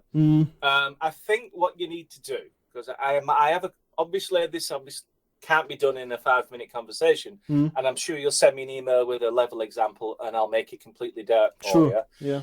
But have you explored and used the manually placed environment probes at all? Absolutely not, no. Right, well, try those out, and also create switch off the skybox. Yeah. Because that may contribute, and that should give you a black sky. And then add a manual environment probe right in the middle of your, say, darkened room. Mm-hmm. Because what it will do, it will send out rays, find out all the walls are black, and then contribute that to whatever objects are in the room, and it should be completely black then. Okay, but does it work for outdoor environments as well? If the outdoor environment was a completely black sky and all the trees were black, yes, it would be completely... There'd be no light. There'd be nothing to render onto the screen. Okay, so I will definitely, when I'm back home in hopefully a month or so, I will definitely look at that. So I was going to mention it right now because I'm sure I would have forgotten in a few weeks. That's fine. So, okay. So let's talk. First, before we get to that, I want to just mention something a little bit more positive. For a long time, I hated the storyboard, but until just recently, I really started to love and enjoy it. I think it's a really cool way to edit the menus and all the game screens. It's fun and intuitive even, and you can add custom music, and even during the loading screen you can have music, and you can even add sounds to the buttons, and that's so cool. Like, thanks for adding that. That's really cool. I was missing that in Classic for a long time. There's a lot of, in fact, if you go back through all the Classic community comments, there was always this need for, I don't want to go into Lua and manually create a menu. I just want to be able to lay something out on the screen and then press a button, and I've got it as part of my game. And the storyboard was the way to manage all those separate screens. and create a little bit of logic between them, so you can drag a line from, very similar to blueprints in Unreal, where you drag a node from one to another, and you can see a simple logic connection. If I click that button, that screen shows up. If I click that button, it goes to this screen, and da, da, da, da. But the more I work on the storyboard, the more I realize, you know what, some people are going to be writing an entire game just in the storyboard. They won't even do a 3D level. They'll just have screens going from screen 1 to screen 2 to screen 3. You know those adventures where you have multiple choice? Yeah. Wow. Okay. I Make a whole game out of the story. Wow. Yeah, that's true. Oh wow. Yeah. So I'm really happy how it's turned out. But like a visual novel game, I think, right? I think I think someone's going to just think, oh, you know what? I don't want to do 3D. I'll just stay in the storyboard and do a big 2D. Wow. I think there's a limit of 99 screens. But I'm going to have to make that infinite, because as soon as people start using the storyboard seriously, 99 screens isn't going to be anywhere near enough. Oh, that is interesting, yeah. Oh, yeah. Wow. So, you know, when you said you moved from classic to, I know this interview is you asking me questions, but I can't help it. You know, when you go from classic to max, and you thought, oh, I don't like this storyboard, was it because it was getting in the way of you going straight to your level? Yeah, so like I was used to opening classic, open up my level and start working. And then in Max I got the screen and what is all of this? And it certainly took me a while to understand even what this is about. And what really helped me was changing my perception of Game Guru Max. I always had the impression that Game Guru Max is an improved Game Guru Classic. But in my opinion, that's not the case anymore. It's an entirely new engine. And when you look at it this way, it becomes way more easier. And I think you really gotta open up yourself for something new when you are a long time Game Guru Classic user who's using now Game Guru Max. We really did throw a lot of Classic away in the building of Max. The design. No one saw the design aspect. It all happened in the internal team in the background. We never blogged it. It never was part of any YouTube feature. But there was so much time spent just on the design. We'd go through the screen and then visit the screen again, and we'd just keep bashing it away until we had on paper the whole layout for the entire product. And it soon realized that this is not very like Classic at all. It's almost another product. Whereas I imagine at one point when we just slapped Max on there, and it's like, well, yeah, it's an improved version of Classic. But by the time we finished the design work, it was an entirely different product. The graphics engine was entirely replaced. A lot of the source code. At one point, I entertained this foolish notion that I could have shared source code between Classic and Max. Yeah. But after about a year of development, it was very quickly realized that it's more of a hindrance. Every time we changed something in Max, we broke something in the Classic source code. So it wasn't beneficial at all. So at one point it was separated, so Max could go its own way, and Classic could retain what it has and not have another project breaking it every 5 minutes. So yeah, it is a brand new product in the sense that when we'd finished it, there wasn't much DNA left from Game Guru Classic, save the notion that it lets you make games easier than, say, sitting down and learning programming for 2 years. Yeah. So, well done on the storyboard. Thank you very much.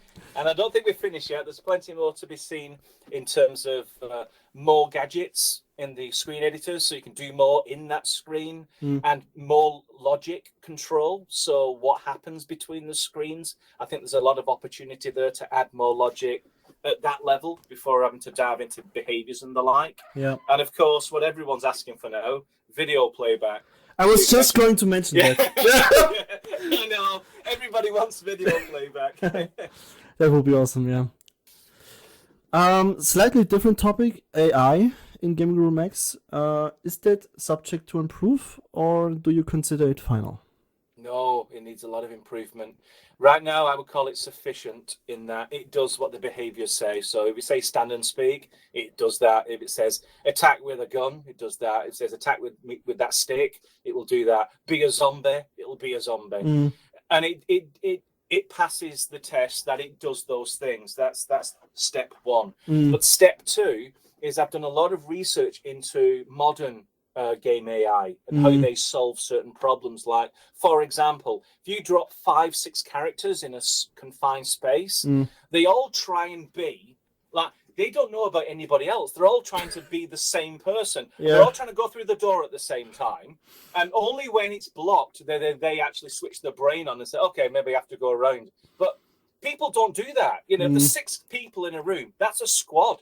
They should have a plan and say, right, you 3 go that way, you flank that. So at the moment, we have none of that. It's all reactionary. It's all like stimulus. So what I want to see is not super complicated, because if I had too much cleverness behind this black box that no one can control, it's just going to be unfathomable. No one will be able to know what's going on and say, oh, it's rubbish AI, I have no idea what's going on. So what I want to do is create a system where it adds a little layer of strategy to multiple characters doing things. The perfect example is what's called an engagement line. So imagine the player standing at one side of a field, and you've got 6 characters on the other side of the field. You average out the positions of everyone, and you can draw an imaginary line between the player and that group of soldiers. And then the soldiers can line up on that line. They can spread out, and that gives them all the best firing advantage to that single individual player.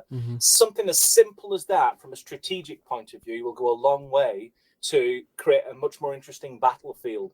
And then you can have different zones of engagement. You can have parties that can break off and do flanking. You can have people who, when they detect they're injured, run back under cover of their comrades and things like that. So all of these things go beyond that, like I've been hit, run away.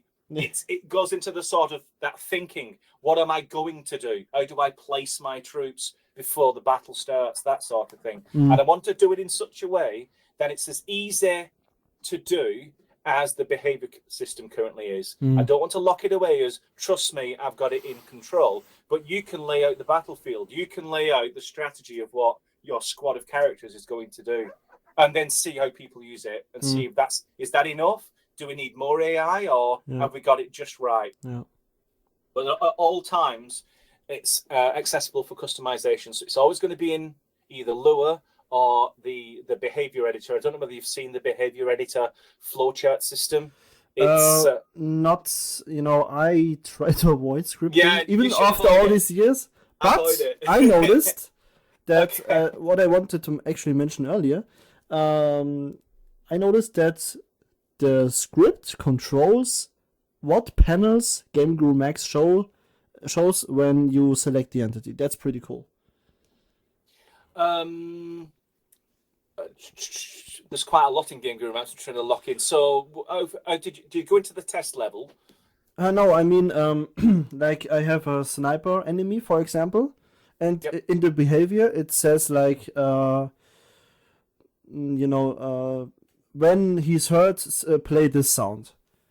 And in Game Guru Classic, I used to change the line of code to change the sound, or there was the sound slots. And that's the behavior system. So that when you select a behavior from the behavior library, and you get a nice little picture and a description, then below that is all the parameters that whoever wrote the script felt those were parameters that would be useful to customize and modify that behavior. Now, what I'm talking about is the behavior editor. That would allow anyone to create their own behaviors. So they could choose a picture, choose a description, choose which parameters they want to expose. But inside there, instead of scripting with lines of code, think of it as like a series of low-level instruction blocks that you could click together. So, wait until someone moves, then play a sound, then walk to this location, then play another sound.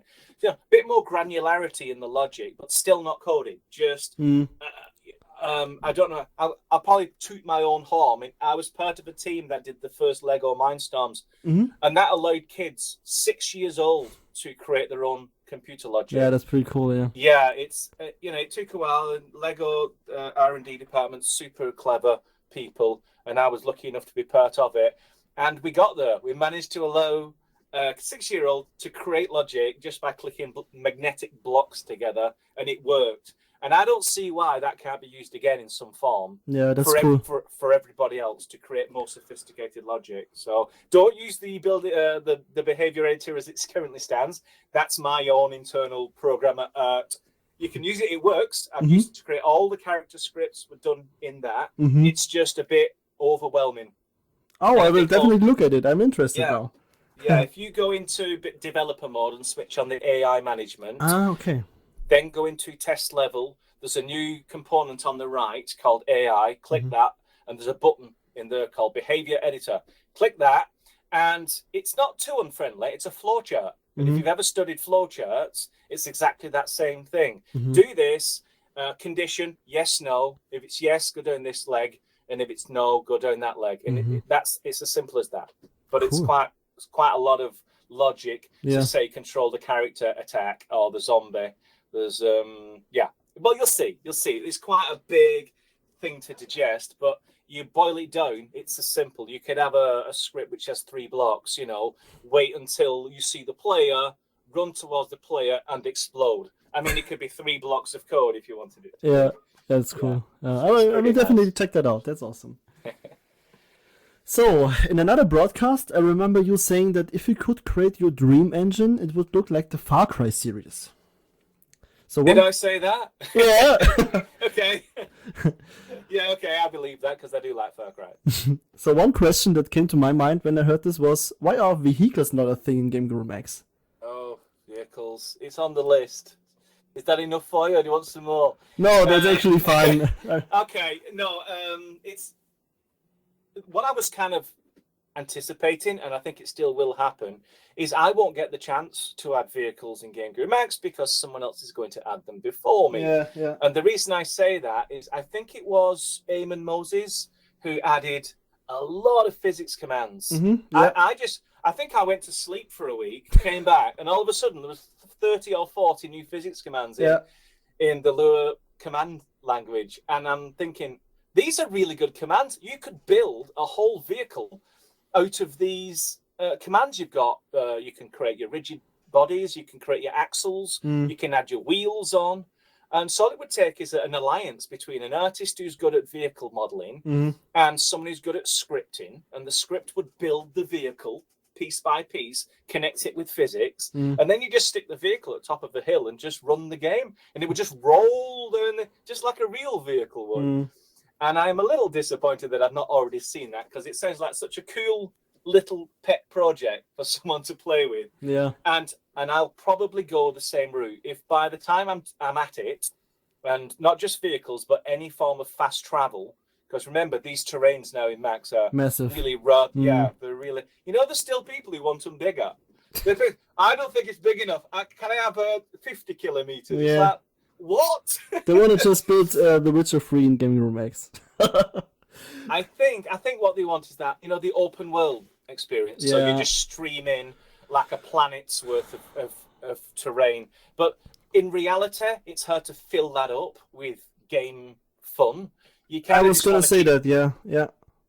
I like games where you travel into some city, but some games can take it too far. You spend half your life traveling from one village to another on a grocery shopping mission. Yeah. And it's like, yes, it was nice for a while, but after about 3 weeks of sitting on this horse, I'm not enjoying it anymore. But when I do think of fast travel, I include things like horses you can ride, vehicles, aircraft, submarines, a surface craft, anything that can move faster than someone can run. I'm going to throw all into one big project bag and say, right, let's do justice to them all. And I think it'll come in the form of, rather than hard code any of these concepts, create a series of commands that allows anyone to build up these different kinds of mechanisms. It's not as simple as a rock you put in a field. Vehicles, horses, anything. They have moving parts, they have logic, they have a lot of things they can and can't do and have to be tightly controlled. And all that feels to me, right, that feels like commands. That feels like commands and more behaviors and dedicated artwork to pull it all together and make it look like what it's supposed to look like. So I see it as being that kind of a project. But as I've mentioned about 3 times now, 300 bugs is taking priority, and then I'll look at who's the loudest voice in the community and who's all saying the same sort of thing, and then that's probably going to take the day in terms of what features we see next in Game Guru Max. Yeah. Of course, this podcast episode, it will partially feel like a extended Q&A session. Yeah, but just fine. throwing in those ideas I had for a long time and some other community members as well. So it's always, this is the chance for us, right? It is, and hopefully you'll be pleased to know I've been thinking all the same thoughts. I just have to juggle it with all the other missions that I have, and how do I get all this done in the right order and make sure every plate is spinning and there's no plate going to smash anytime soon. But I also want this ultimate game making, not necessarily the best in the world. I don't think we have the resources for that, but one that, you come into, I want to make a game, and you just come up with some random game idea. I'd like it that Game Guru Max could do that idea. Not the best in the world, not like this game, no one can beat this game. Just that you could realize your idea. I have a thought and I want to make it real, and I don't want to spend 4 years at uni to learn how to do it. I just want to use an intuitive tool that lets me pull it all together, and it resembles the idea that I had. Because when I was doing, back in the day when I was doing games, I didn't have that much patience. I had an idea for a game, and if I hadn't written it in 2 months, I had a different idea for a game, and I'd start writing that one and stop the last game. So I had about 9 half-finished games and then 1 actually finished game. And I think a lot of people will come in to game making in a similar tact. They'll be energetic for an idea, but after a month, unless they're really determined, it's like, I'm bored of that idea now, I'm going to do a different game. If Game Guru Max could keep delivering up the tools you need to get that game finished in the time that you're excited about the idea, I think that would be a good win. Absolutely. And, even if it fails on everything, it is still, how do I say that? It's still, enormous help for getting started into game development. I think so too. I think it's one of the better choices out there if you want to do, say, 3D. Yeah. There's a lot of great choices for 2D, but not as much in the 3D world. And I don't think we're finished. I think there's quite a lot more we need to add before it's comfortably suitable for any beginner with any game idea coming in and wanting to do something in 3D. But we're on the case. We're creating probably one of the best dev community efforts out there, and in a couple of years, and I'm under no illusions, it's going to be years, we should end up with a tool that everyone can sit down with, and after half an hour they've got the idea, and after a couple of days they've made the first game, no matter what that idea was. So even all the things I learned with Game Guru and its community, I can't even name them all. It's incredible. Well, we're honoured, aren't we, to live in this time and where we've got all the technology that's slightly racing ahead of our ability to use up all the memory they're giving us and all the speed that they're giving us, with the advent of ever faster, realistic-looking scenes just around the corner. It's a great time to be a game developer. Absolutely, yeah. So I had an idea for your monthly streams now. Wouldn't it be interesting if you played... Yeah, wouldn't it be interesting if we played a Game Guru, FPS creator game every month on the live stream for 30 minutes? I think this would be a great way to connect with the community, have fun, and learn something new at the same time. Like learn about your new, something new about your engine. I think there's no better way on finding out what's wrong with the engine rather than trying out these games the community makes. Are these finished games or projects that are in progress? I'd say projects in progress, because I think there aren't nearly enough finished games. But they gotta be worth it at the same time, because you can't play like, you know what I mean, some acid flip kind of crap. But there are... like, I've played this before. This is my demo. Yeah. Oh, okay, so that's the stream for this month. No, I think like we have a few, hence we have a few really interesting projects, and I will mention one other project later. I think this would be 30 minutes well spent. Like, I totally enjoyed you playing my forest demo, and this would also get people engaged with the engine more, and I think they would love to see you play their games. I think it's a brilliant idea. One of the big problems with broadcast YouTube content is certainly the stuff I'm producing. It's usually me talking and everyone just looking at a browser page for 25 minutes. It's never going to be a popular channel if that's all you're getting. But yeah, if it was 30 minutes of actual running around a game or a project that someone's still working on, getting people to agree to share what they're working on live, maybe showing stuff that's not quite ready, that's going to be the challenge. But I think it's a great idea if there's enough contributors. I will happily, if you want to do it, I will happily provide the first 5 games. That's no problem for me at all. You're going to make 5 games for us? No. I think I can arrange 5 people who are willing to share their work. That's great. That's half a year. That's brilliant. Yeah. Okay. Yeah, I think that's a brilliant idea. Now, with one codicil, I'm going to allow the community to veto this idea. If they don't want to see me enjoying myself playing games and would rather me talk about all and sundry, then I will defer to the majority. How long do you think these monthly broadcasts should be? Because I can easily do an hour. And if 30 minutes was, say, playing the game, I'm not just going to be in silence, am I? I can talk over the game. Absolutely, yeah. Related things. And that could be in place of that boring news browser screen that people have had to live through for the last 140 broadcasts. And then the Q&A probably could roll in. Yeah, and as you play the games, you still get new ideas. Oh, I wanted to talk about this one. And, it's when you play something, at least this applies to me. When I play something, I always get random ideas, and then you can comment it live, and it's you can still respond to the community in the chat. I think this would be a great way to enhance the streams.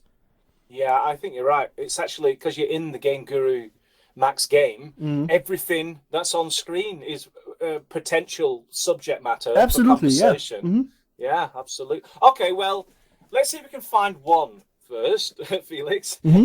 Find me one person willing to share the top secret in progress game project, and then I'll pick up the baton and email and get the suitable permissions. Now, it may be a bit short of time for this month's one. Yeah, of course. A lot to talk about. So let's plan it for the next one, which will be July. And if everyone in the community thinks it's a great idea as I do, then let's see how that format works. Awesome. Yeah. But one last thing, I wouldn't only restrict it to work in progress, but also on finished games, because we have very cool finished games. And, most of the finished games are even like a work in progress, because they still only have like 3 levels. But 3 levels totally worth your time, I think. Absolutely. In fact, even as I'm sitting here, I'm just thinking, I actually know of quite a number of projects that I would like to showcase. Awesome. And even a subset of those people, I absolutely know they'd want the publicity. So I think it's a great idea. And it's a great way to, improve your knowledge about Game Guru games in general. And the names I know of them. exactly what's going to happen. People are going to be sending me projects that clearly have bugs in them to highlight them. Not only to the community, but I have to admit, right in front of everyone, yes, that's a bug, and then how do I escape it? Oh, that will be a pool of interesting scenarios for sure. It's fine. I think if everyone agrees, yes, Lee, you should totally fix that bug in the next 24 hours, then who am I to say no? So let's do that. But I'll let you find the first group and willing participants, guinea pigs, if you will. And then we'll take it from there and see how it goes. Very nice. Awesome. Okay, so let's change the subject a bit. You've been a CEO for more than 20 years. How does a day look like in the life of Lee Bamber? Emails. Emails and phone calls you would not believe. But I'm afraid that is the burden of being CEO. In the UK, it's called managing director, but it's in name only. I was always a programmer, coder, creator, and that's what I am to this day. But when you are the boss, you have certain responsibilities that go beyond the indulgence of sitting in a darkened room crafting code for your own pleasure. We have quite a large team across the company, and I have to have a hand in. I need to know what's going on in all departments at all times. And a sentence from me could change the decision, an important decision that affects the whole company. And the TGC that is Game Guru, FPS Creator, Dirt Basic, We have a whole other side to the company, which is our driving test products. And that is the most successful thing TGC has ever done. It's number one and has been number one on the Apple charts for 5 years. Yeah, that's impressive. Not many developers, even seasoned, well-resourced developers, can claim that. And so it's important we don't mess that up. So I remember I did the prototype many years ago. It didn't take very long, but it was a good starting point. And in a way, that's also my baby. I want to make sure that it's looked after. There's a whole separate team on it now. It's not something I'm actually involved in. I've made sure that all the way throughout my career at TGC, my focus was games development, because it's what I enjoy. If I got pulled off to do something else, like, right, Lee, you're now going to be the company solicitor. Yes, I could do it. I'm very good at contract law, and I can read through a contract very quickly, but I wouldn't enjoy it. It would be like, I could do it, I could claim my wage, and that'd be it. But I want to enjoy my work when I sit down. So my day in the life of Lee is try and get all of the emails and phone calls into one day, get rid of them at the start of the week, and be done with it. Once all that is done, then I can plan the rest of my week based on what I consider to be super important. And right now, as you've probably guessed, that's taking version 1 from version 1 in theory to version 1 in real, which means 350 bugs disappear. It's super solid. There's people releasing their games on Steam without fear of it crashing or collapsing for all the different computers that are out there. Also working with individual community members who've got quite a far along on their own individual game projects. And if there's one little thing that's stopping them either finishing their game or making significant progress, I spend time helping that individual. Because if I help them, that fix, that small functionality addition will help another 200-300 people next week and the months to come. So I think it's a valuable use of time. Absolutely. And I also make sure that any DLCs that come through from third parties are of a certain quality. It would be so easy just to publish anything that comes through. But I want to make sure that anything that is released as an official DLC has a certain level of quality, so it reflects well for Game Guru Max as a whole. And I also want to try and make sure that as a new DLC comes out, is there an opportunity to add a cool little feature to go with that DLC? So that, let's say, I can't remember for an example, but yeah, the environment probes, the manual placement of environment probes. A DLC came out that made heavy use of this sort of indirect lighting. Just didn't look right.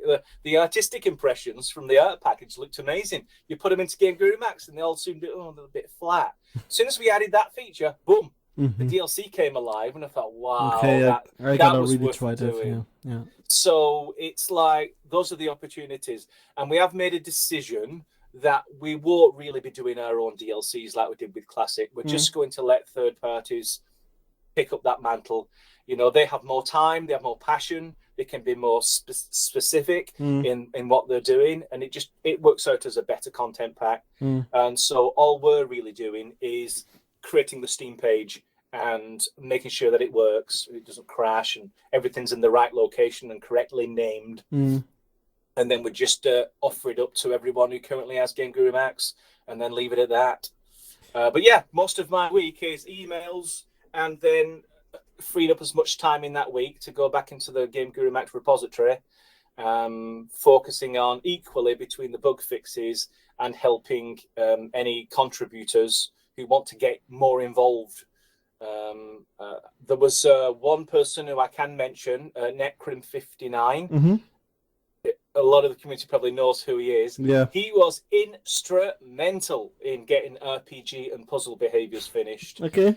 He was like an extra team member towards the end of the project, and he's still as heavily involved now as he was then. And if anything I can do to support contributors of that caliber to further Game Guru Max's progress, to add more features sooner, then those are the areas that I think my time will be best spent. Yeah. But never keeping an eye off those.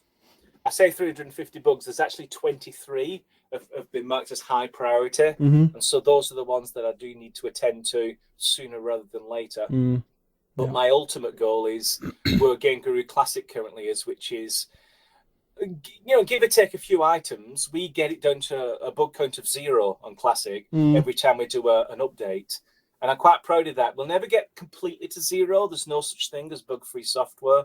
But when you can get to single digits 4 times a year on a product, you know that you're dealing with something that's stable enough for you to be able to make a game and sell it. And I think my game is the best example that Game Guru Classic is stable.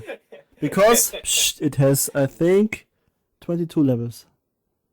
22 levels and they all work. Yeah. Without a single crash, by the way. Yeah, so it works. It just works. That's amazing. That's great to hear. And isn't that what we want from Max as well at some point in the future? Absolutely, yeah. Yeah. Yeah. I think there was a game. It's not out yet. I think it's called Titanic. And that's quite a large effort. It started a long time ago. The content is it's such a historical, it's almost factual. It's like a documentary almost. Yeah. When you're playing it. And oh, you played it?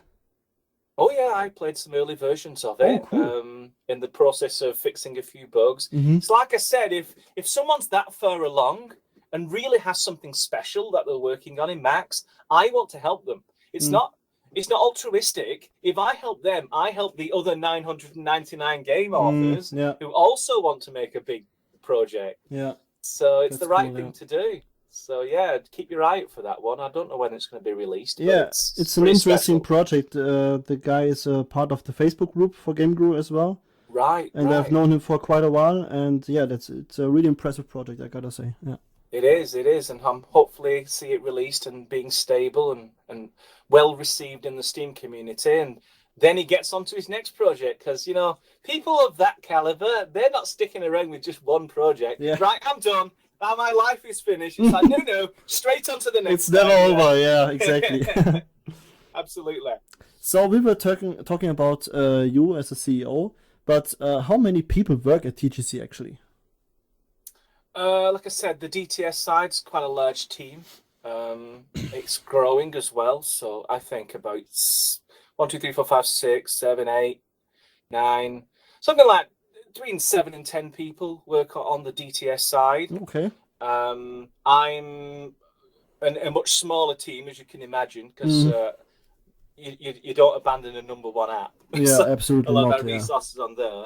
I have mostly freelancers, so I'm working. Yeah, I have a few core team members who I can pull over when I need them, but and there was a massive crunch up to version 1 where I had quite a large team to get it out the door and well tested. But after version 1, it was more a case of finding and reproducing and fixing bugs. And that's not something you can throw a large team at. It's a very wasteful, because reproducing isn't really the art of the internal coder. Reproduction is usually from the person who reported the bug. And it's like, can you give me some levels? Give me some video. Give me some step-by-step. Yeah. Reproducing it, believe it or not, is 90% of fixing a bug. Once it can be reproduced, the fix is relatively quick. And so you don't need as large a team for that. So I have, as I said, 300 plus issues posted on GitHub of varying degrees of information gathering. Some fully reproducible, just a case of fixing them. Other ones, not a clue, no way to reproduce it. Is it even a bug? So you get that whole granularity between the two. So right now I'm relying on freelancers. I've got 1 or 2 core members I can pull in if I need them, but I don't think I'll need them until there's a big core effort. For example, let's say a new feature. As you mentioned, maybe it was more AI, so we need user interface stuff. or the vehicles you mentioned, something with a bit, or the DX12 conversion. That's a lot of coding required in a concentrated amount of time. But up until now, we're just going to breeze through these bugs, get them fixed, work out what our priority is for new features, and then come up with another design. Because I've since learned it's always a good idea to have a nice solid design before you start just running in and just coding, because it's so much fun just running in and coding, but you end up with all kinds of mess. Whereas having a nice design, you know what your target is, you know generally how long it'll take you, and more importantly, you know how many people to put on the project to get it done in a certain amount of time. So currently the post version 1 Game Guru Max team's relatively small, but I can expand it at a moment's notice if I need to. And it'll probably happen when we work on the next set of features. But as I said, my priority isn't to steal away all of the talent from the DTS team. It is to build a community-based dev team who are doing it because it's fun rather than because they're being paid to do it.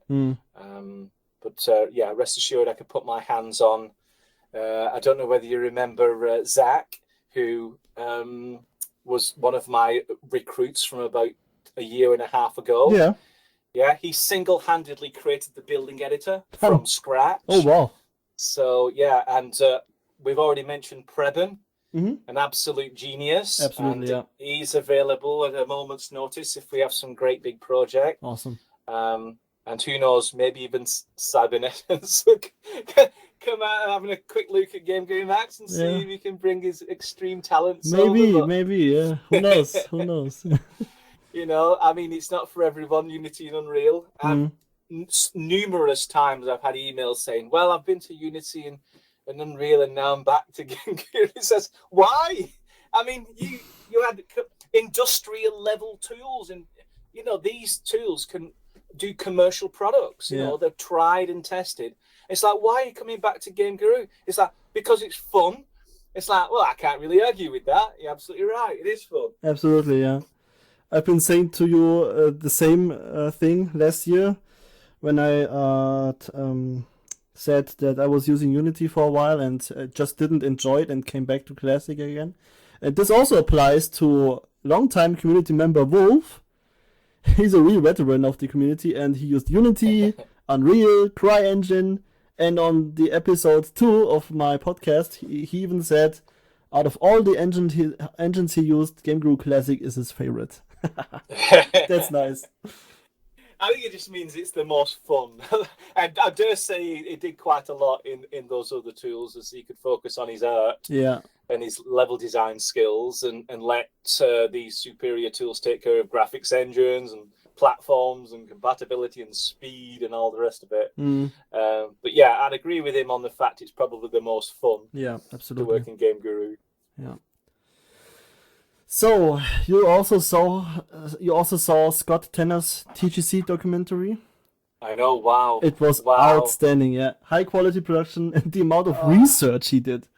It felt like watching a television documentary. It wouldn't be out of place on Discovery at all. It was so well done. Absolutely. And then you got to remember that Scott's a professional. That's his day job. That's what he does. And there's no doubt that's what he produces. Professionals produce professional results. Yeah. I'm just a bit humbled that I was one of the ingredients of unworthy soul as me, included in such a highly polished and revered piece of work. It's a nice, people, when they get to the end of their career, want to do an autobiography, but then can't remember like half the stuff they did. I can look back to that documentary now as a nice little reminder of just how long the career was. Yeah, that's cool. Yeah. So I'm going to keep that link. In fact, let's see if I can download it from YouTube so I can. I actually downloaded it too myself because I'm a part of it and I have it on the phone as audio as well. I sometimes listen to it when I'm on break at work. I only watched it on the debut. I think it's one of those documentaries you can watch a few times and get more information out of it. It's a classic, I think, yeah. Yeah, I think he did an excellent job, not just to pander to my ego, but what a great testimony to the community and this journey that everyone's been on all the way back to Basic Classic when I left my well-paid publisher job and threw myself into the cold, cruel world, thinking I could set up a company and write software for a living. So it's quite a nice thing to have in the universe to look back on. Absolutely. And it was quite honest too. There were no rose-colored glasses in there. No, he didn't hold back. And even in the interview, he was pretty brutal with some of his questions. Yeah. Just as you were, Felix. But it's important to have that balanced. Absolutely, yeah. Approach. Otherwise, what good is rose tinting? It's dishonest, isn't it? If you're not. Yeah. Don't have to be brutal about it, but you can at least be impartial in your investigations. And I think it was a fair summary, the good and the bad, that was shown in the documentary. I suspect there might be a part 2 in 10 years, 20 years. Oh, hopefully, yeah. When I really have finished, because it feels like it's only half a story. It's almost like this is where we are today, but it's like, this can't be the end of the story. Surely there's more to say. What happened? It's like stopping halfway through a novel and saying, well, what happened to all the characters? Where did they end up? Yeah. So there may be a part 2. It might just be in written form. But it'd be great if we could pull together the same interviews, but 20 years later. Absolutely, yeah. If any of us are still alive, yeah, that would really finish it off. That would be good. Yeah, absolutely. I think things like this podcast and Scott's documentary are a great way to use the community to get access to a wider audience. Well, it'd be nice. Visibility will help sales. Sales help resources. Resources buy coders and artists. Yeah. And that's what makes software develop faster. It's going to be developed, but it's going to go more organically with help from the community. But if some benefactor came along and said, here's $1 million, Lee, please make Game Guru Max really nice, I'd just go out and hire 10 coders, 5 artists, and all the ideas would be done in 12 months. Yeah. And that can't be a bad thing. But I don't think the guy who would give me $1 million would get his money back.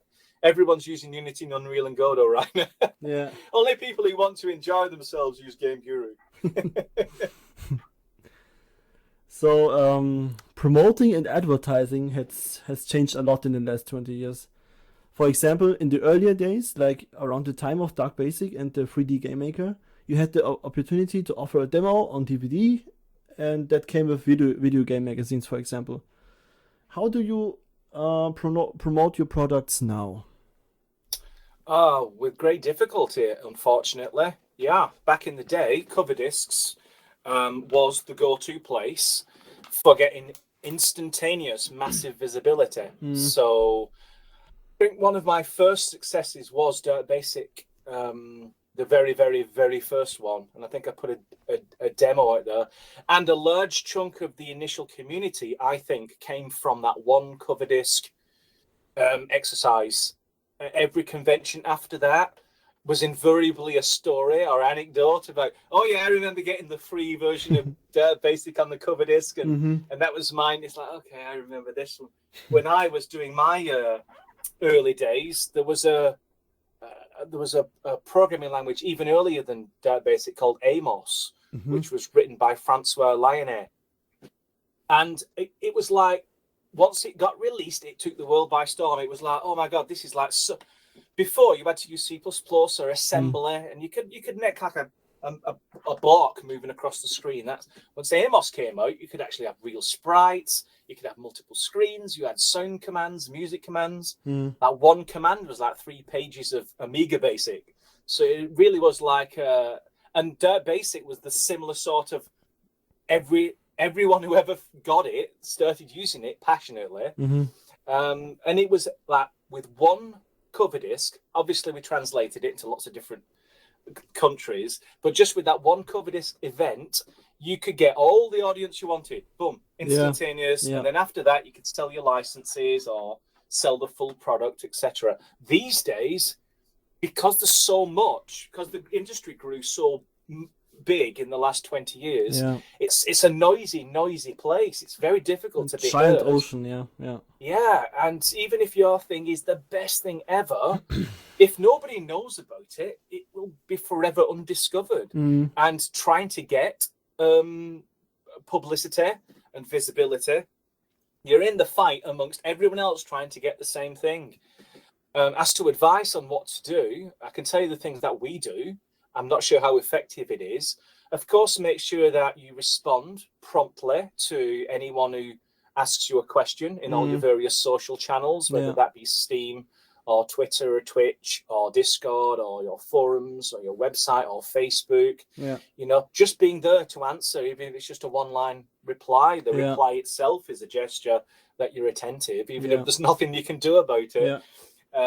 And then, of course, there's promotions like Steam will do 4 big Steam promotions a year. Make sure that you've got something for each of those, because you do get extra visibility on their banners. They have smaller promotions that they run in disperse amongst those. They have discount promotions where they will, if you discount yours for 6 weeks, they'll push you up into the visibility charts. Steam has millions of daily users. You will get in front of enough that even a modest game with that level of promotion should pay for its development. That what I mean by that is it will pay for the time it took you to write that game in the first place. You won't become a millionaire. No, there's too many games out there. Absolutely, I can verify that from first hand.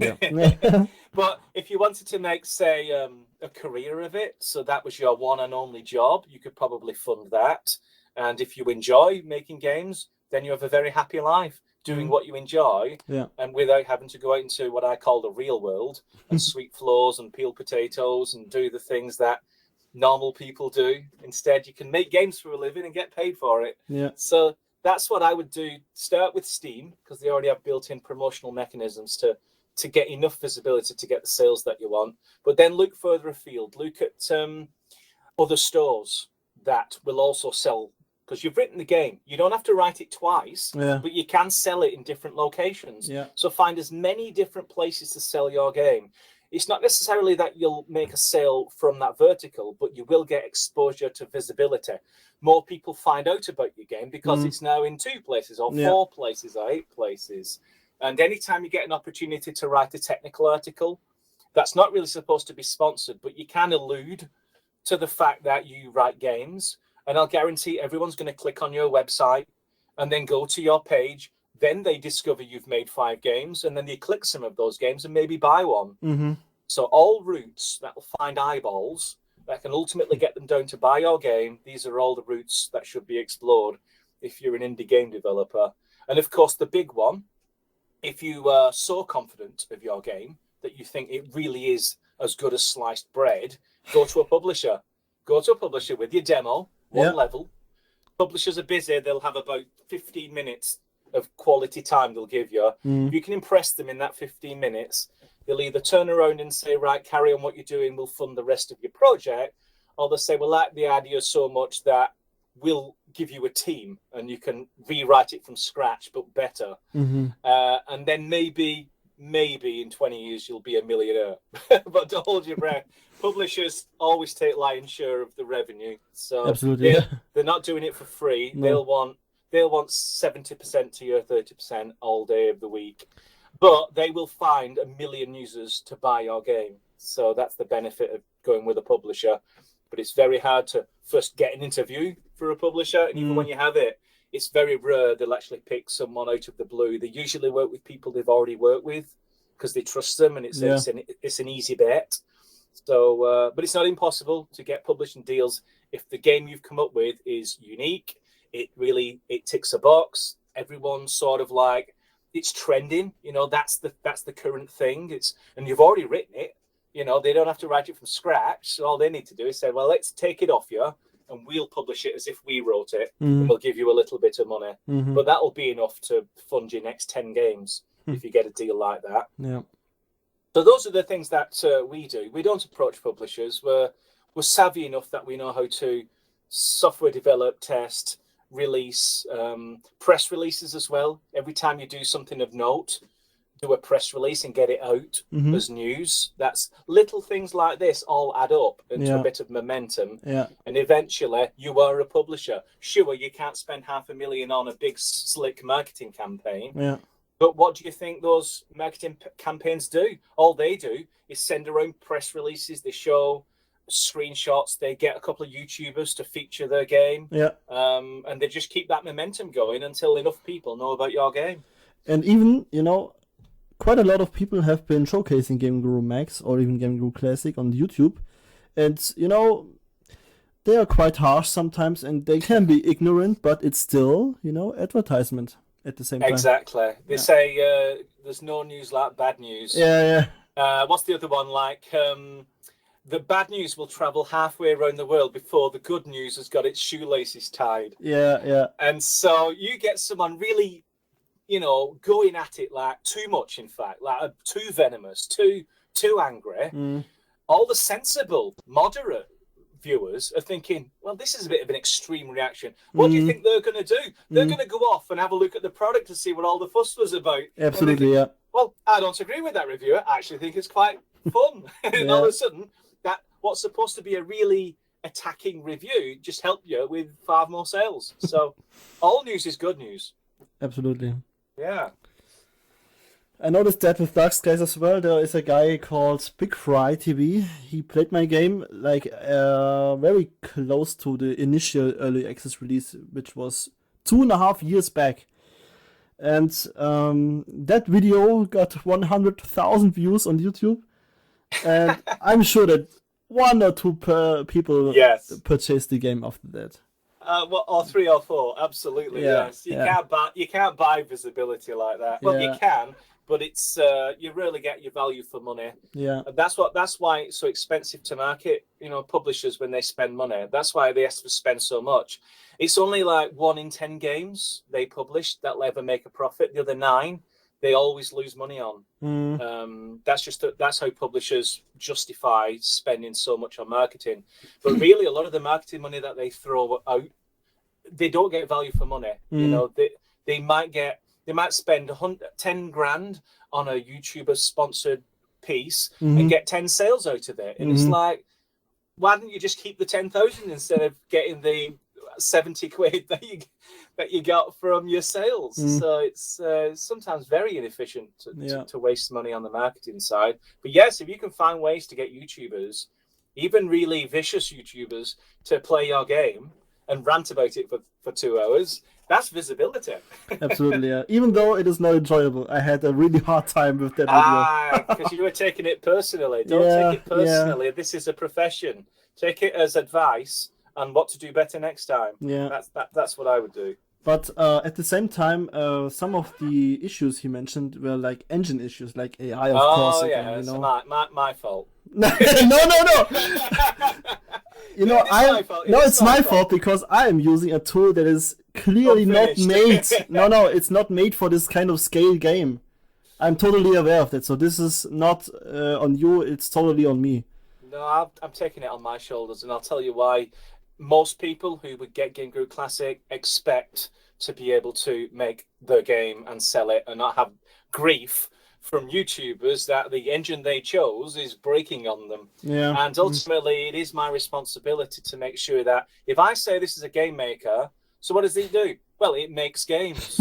So it has to make what people think of as games. And when people think games, they're thinking games from AAA studios who've got entire buildings just testing those games. So it's all about expectation and making sure that you fulfill it.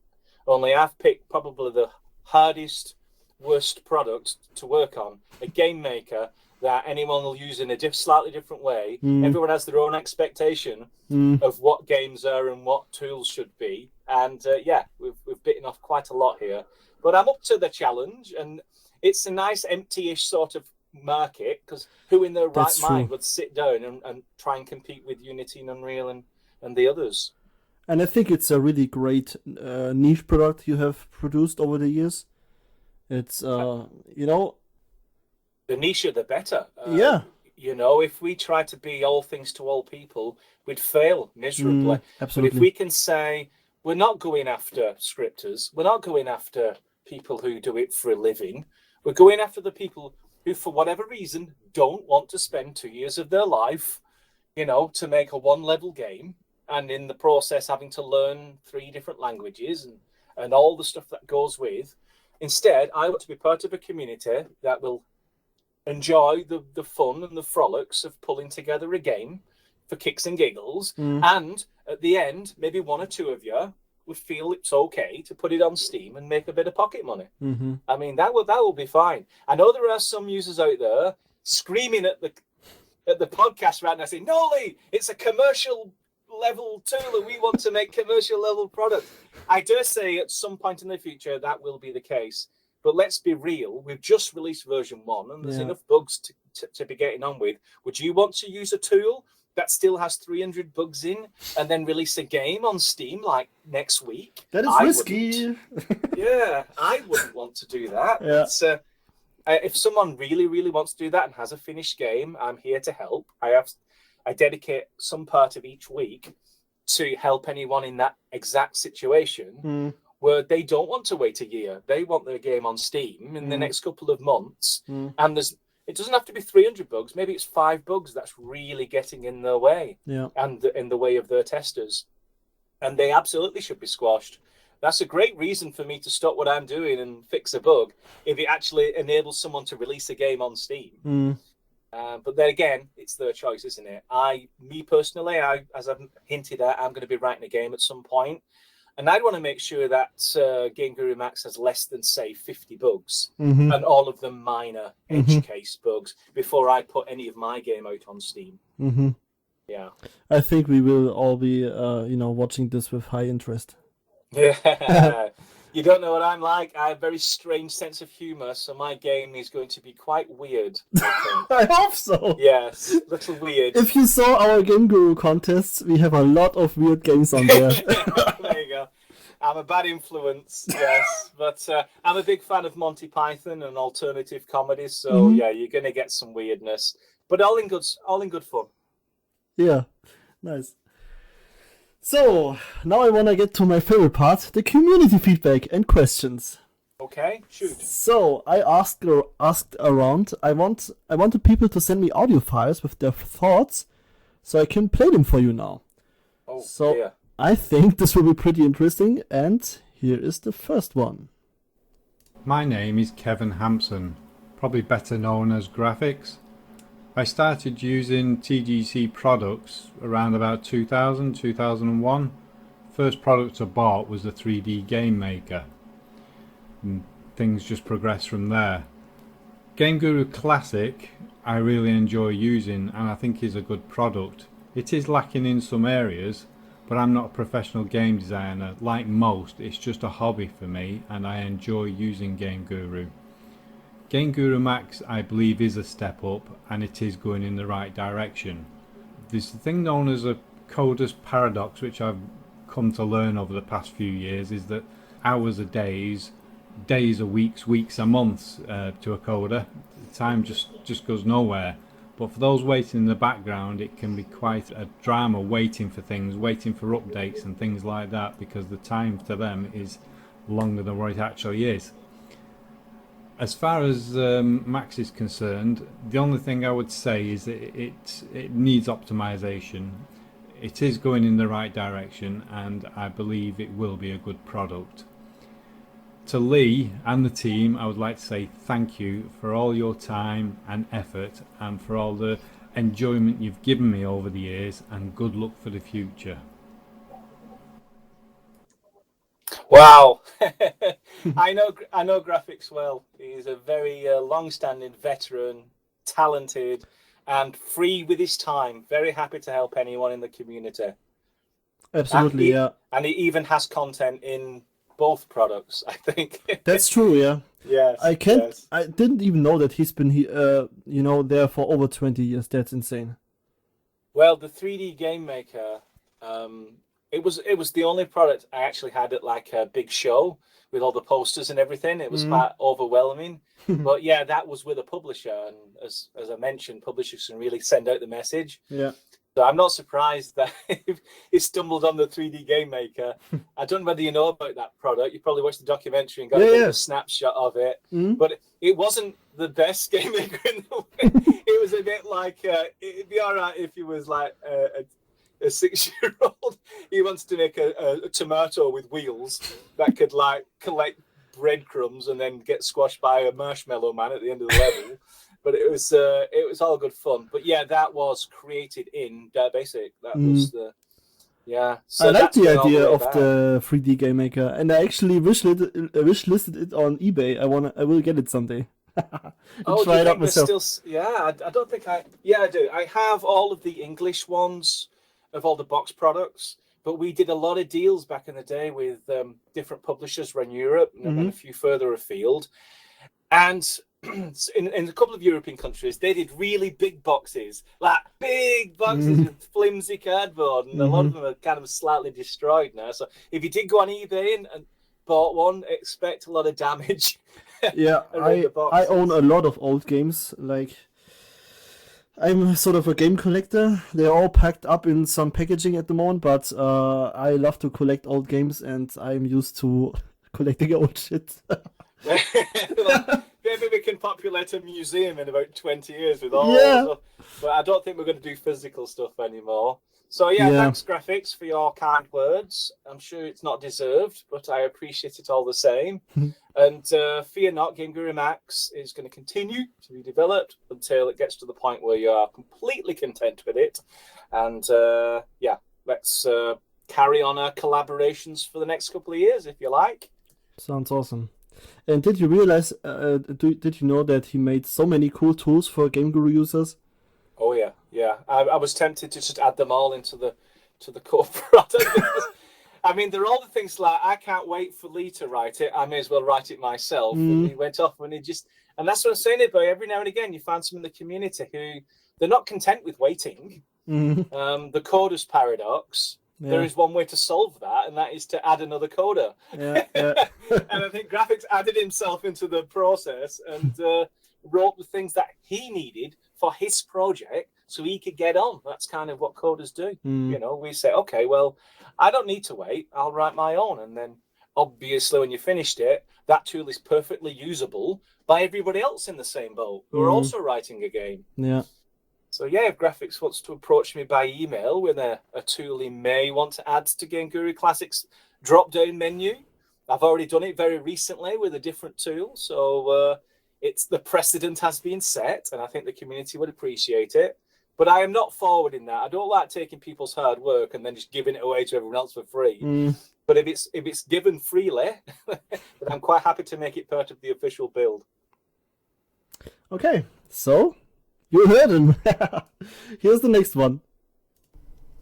My name is Riley Cairns, aka Casper Forever Digital and C4Ever08.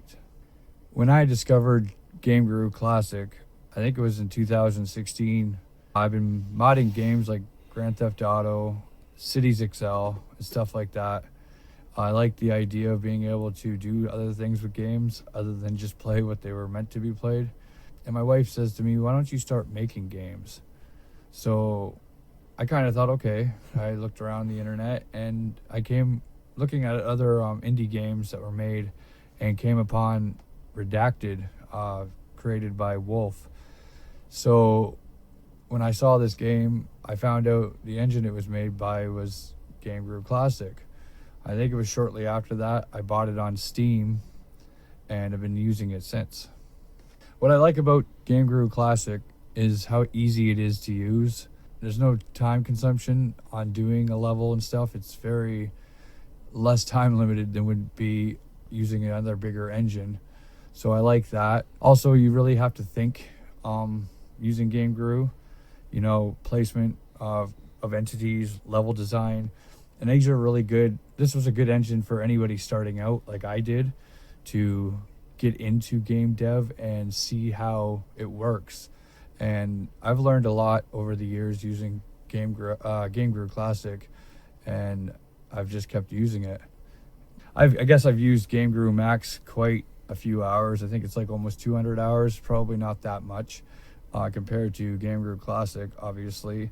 But I haven't had a problem using it. I do like it. It is a little bit different compared to Classic. You know, the whole UI and the scripting way, like the way the scripting works. Like, it's a lot to take in for me per se. But I'm not saying it's not a bad change. But there's probably a few things you'll probably be working on down the road with Max. So I think for me, it's pretty overwhelming using it, but it's not like to say I have used it, and I'm starting to get more used to Game Guru Max. So I just hope everything with the TGC team works out.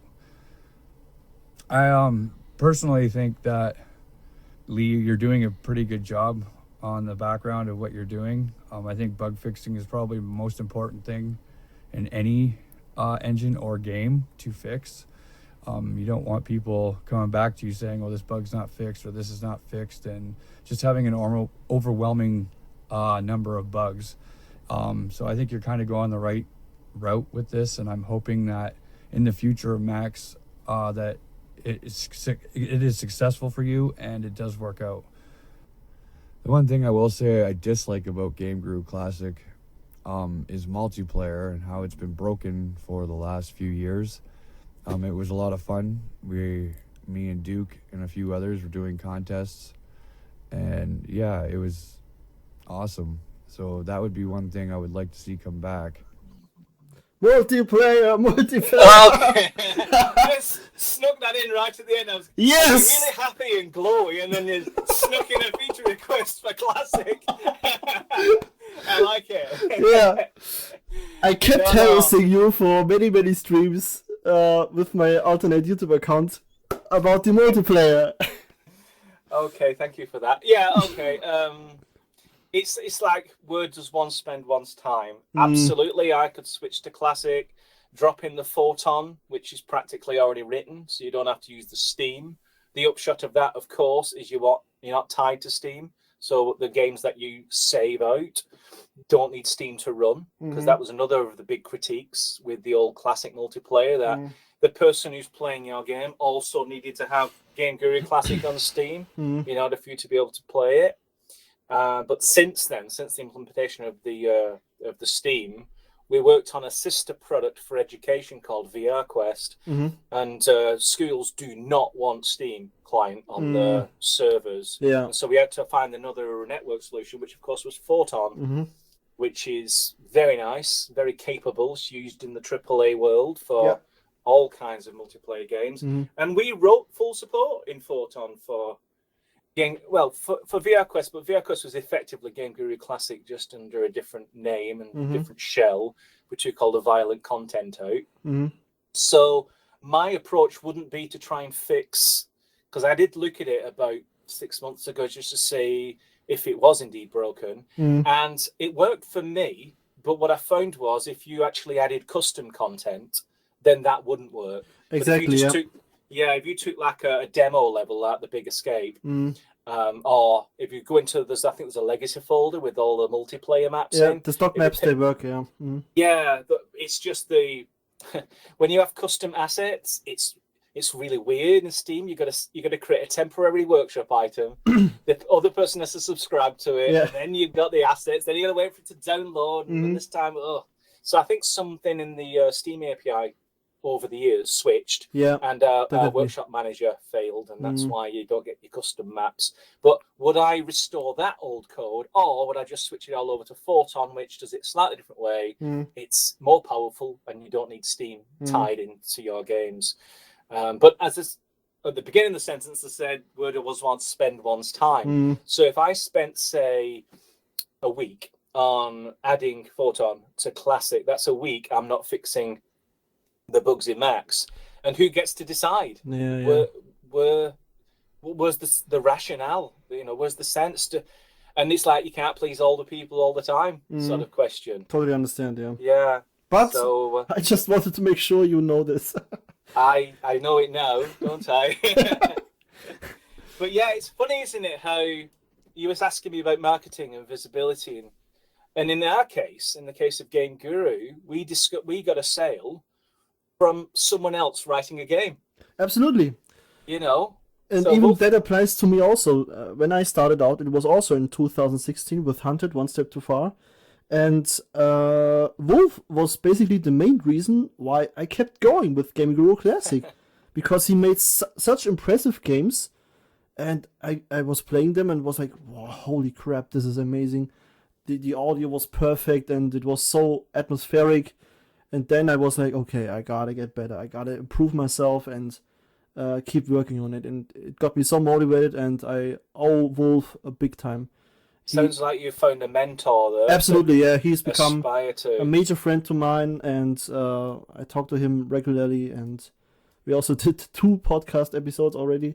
And yeah, it's when I first saw his game, I didn't think it was written in Game Guru Classic. I was looking at it thinking, nah, it can't be Classic.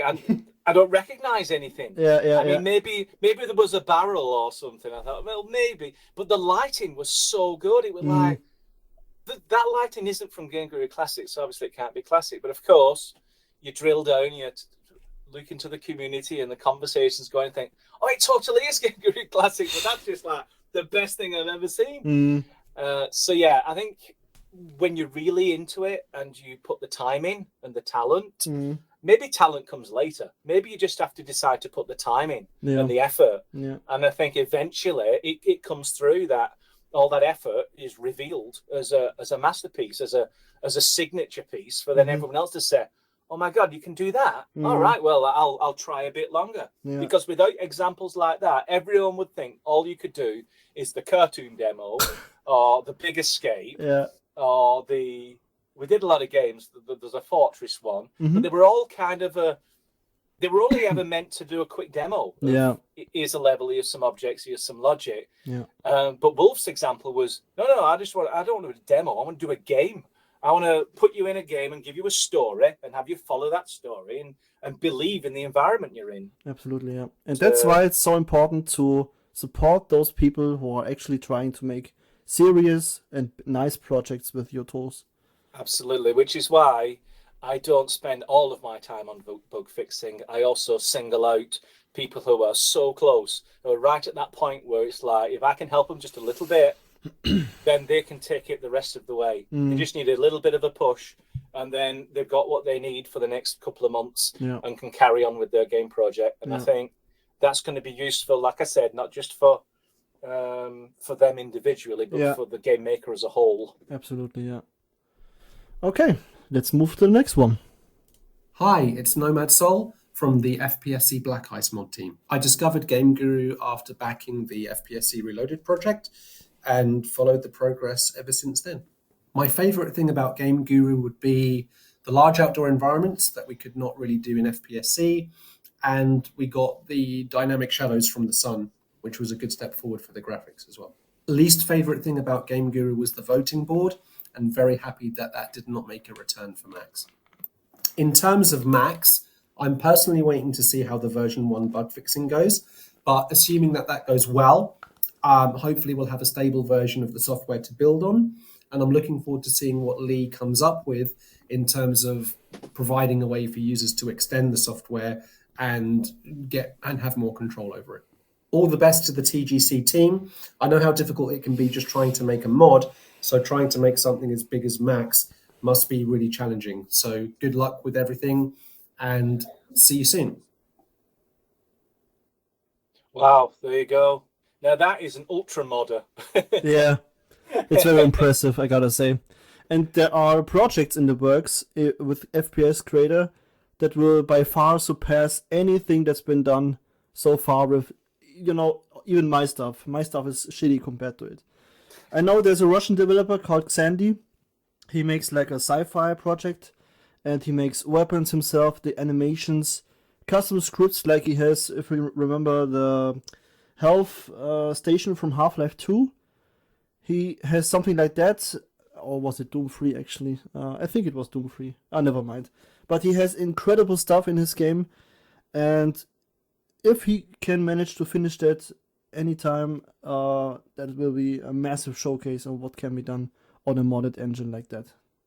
Is this the Black Ice, or is this Game Guru Max with the Doom 3 health?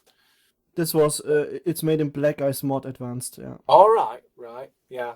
It's come a long way since I open sourced it, thinking bye. Well, it didn't go away, did it? No, it didn't.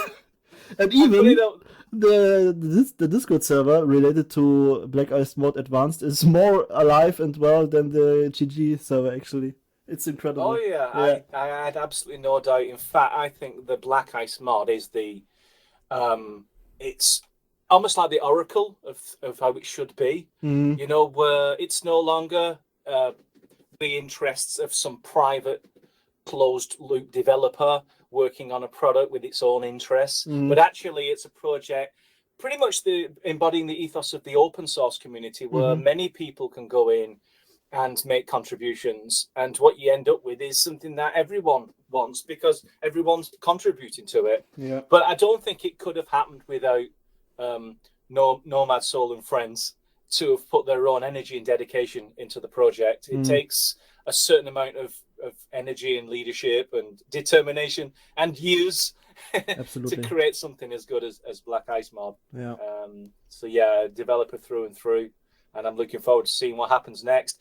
I am a bit alarmed that he's waiting and watching for all the bugs to be fixed and then going to leap onto Game Guru Max, because I know exactly what he's going to do. He's going to try and mod it. I hope so at some point. This will be very interesting, nonetheless. Yeah, he's going to totally Black Ice mod it. But I think that's way off into the future. Yeah, I imagine he's still got some projects he wants to finish up with Black Ice. But can you imagine someone as good as that involving themselves in the community effort on Game Guru Max? But I don't blame him for having me fix all the bugs first. So at least when he's reading through the code, it's all clean and commented and have a half an idea of what's going on. But I remember Nomad, he was way back, even before I put it all on the repo, he was contributing to the source code at that transition period when, after the box product, but during the many online updates, yeah, he was there with a few others. Bit weird having lots of different modders all modding the same piece of source code. If I recall, FPS Creator, it was just one massive piece of source code. It was one file with like 1 million lines of code in it. It was quite an enormous thing to mod with 3 or 4 different modders, all with their own coding styles, all adding their own things. Yeah. But it sounds like it's been wrestled into some sort of serious project now. And yeah, let's see what happens next. But I am a bit trepidious. Is that even a word about probably the longest serving modder coming onto Game Guru Max and seeing what damage they can cause in the engine? All good, but he might start throwing away my stuff and saying, yeah, Lee, you're not really that good. I've got one better, and just slot in better versions of everything. I mean, I couldn't possibly stop him. Yeah, interesting thought though, yeah. So I'm looking forward to that, yeah. But like you said, probably not for a while. I think there is an underlying, and has already been mentioned, that these bugs aren't going to go away anytime soon or overnight. And we have got a short wait until they are well under control. But I dare say he's already had a quick look at it and maybe wants to have a bit further look. And he did make mention, and it sounded like this culture shock. You know, when you go from Classic to Max, it's changed so much that it's like when I moved from Microsoft Outlook to Google Mail. It was such a shock. I didn't like it. And it was just, I couldn't find anything. Where's this button? Where's that button? How do I do this? How do I do that? Yeah. And there was so much I couldn't do that I felt disadvantaged. And I'm wondering, is that a factor when people move from long-term use of Classic over to Max, or whether there's something we need still to do in Max to make that transition easier? I think the word was, it was overwhelming, like too much stuff. So I think something that threw me off when I was using Max the first couple of hours is a lot of shortcuts and ways to do things in Game Guru Classic. They didn't work anymore. So you mean like keyboard shortcuts? Like, yeah, like I think rotating with R wasn't possible at one point. Must have been a while back, but you know, my normal workflow wasn't working in Game Guru Max, and that threw me off at first. Yeah. Yeah, we've made a few during the design phase. I mentioned there were a couple of changes as to what is the industry standard? How do people do this, that, and the other? And there were certain things in Classic we just threw in there because it was like, well, I want to do it this way, so that's how we'll add it. And everyone's learned that. So then when we change things around, right, this is the industry standard how to properly operate a widget and rotation. It's like, yeah, but if we change it from classic, no one's going to know how to do the new way. So, okay, we need tutorials, we need context help, and we need more documentation. But of course, no one reads the documentation, and everyone will want this button which says, can I just revert it back to all the classic controls, please? It's like, yeah, okay. But no one's asked me that, because I did it in Visual Studio when they upgraded from 2013 to 15 to 17 and onwards. I just, every time I install the latest version of Visual Studio, I said, please give me the controls from Visual Studio 2013, because that was the ones I was used to. So it always reverts back to those keys. Strangely, no one has actually asked as a feature request a mode where you revert all the shortcuts back to classic, because I imagine quite a lot of people would appreciate that if it existed in Macs. Yeah, maybe they just wanted to, adapt to Macs and take it just this way. And, you can spend your time on maybe more important features. I think so too. Yeah. Okay, so let's move to the next one. I got quite a few, actually. Hi, Mbe here. First of all, apologies for my very sexy voice, but I currently have a cold and an Italian accent at the same time. So I discovered Game Guru via FPS Creator. A couple of years ago, I decided to turn a story I originally wrote as a comic book into a video game. And since I always loved first-person shooters, I started looking into game engines and I found FPS Creator on GitHub. So I started playing around with it and I discovered the community, and eventually I tried Game Guru as well. I now work primarily with Unreal, but I keep coming back to Game Guru now and then. In fact, what I like about Game Guru Classic is how it allowed me to learn about making games, level design and all of that, and all the fun I had with it when making entries for Duke's context. Like, I really absolutely loved making those Griffin-style games. What I don't like about Game Guru Classic is how easy it is to make a bad game with it, because of stuff like these kind of rusty, grungy visuals, the not so great anime AI, and the optimization issues. Game Guru Max is definitely an improvement upon Classic. For example, I like how you can customize the heads-up display and the menus from within the editor now, but I feel that it still suffers from some issues that Classic had, such as this dissonance between the overall modern military theme and the actual gameplay and experience that feels a bit more like arcadey and unrealistic, I guess. What I would like to see moving forward from Max, probably a slightly better experience in terms of game feel and more variety in terms of assets, because now, unless you want to make a game like Far Cry 3 or something with zombies, there isn't much else going on. For example, I'd like to see World War II characters and weapons, or even aliens and monsters to make like a boomer shooter type of experience, stuff like that. Anyway, I hope this is going to be useful, and personally I would like to say thank you for giving me an entry point into the world of game development, which is something I deeply enjoy now. And all the best with the future development of TGC product from me. Bye for now. Excellent, thank you very much.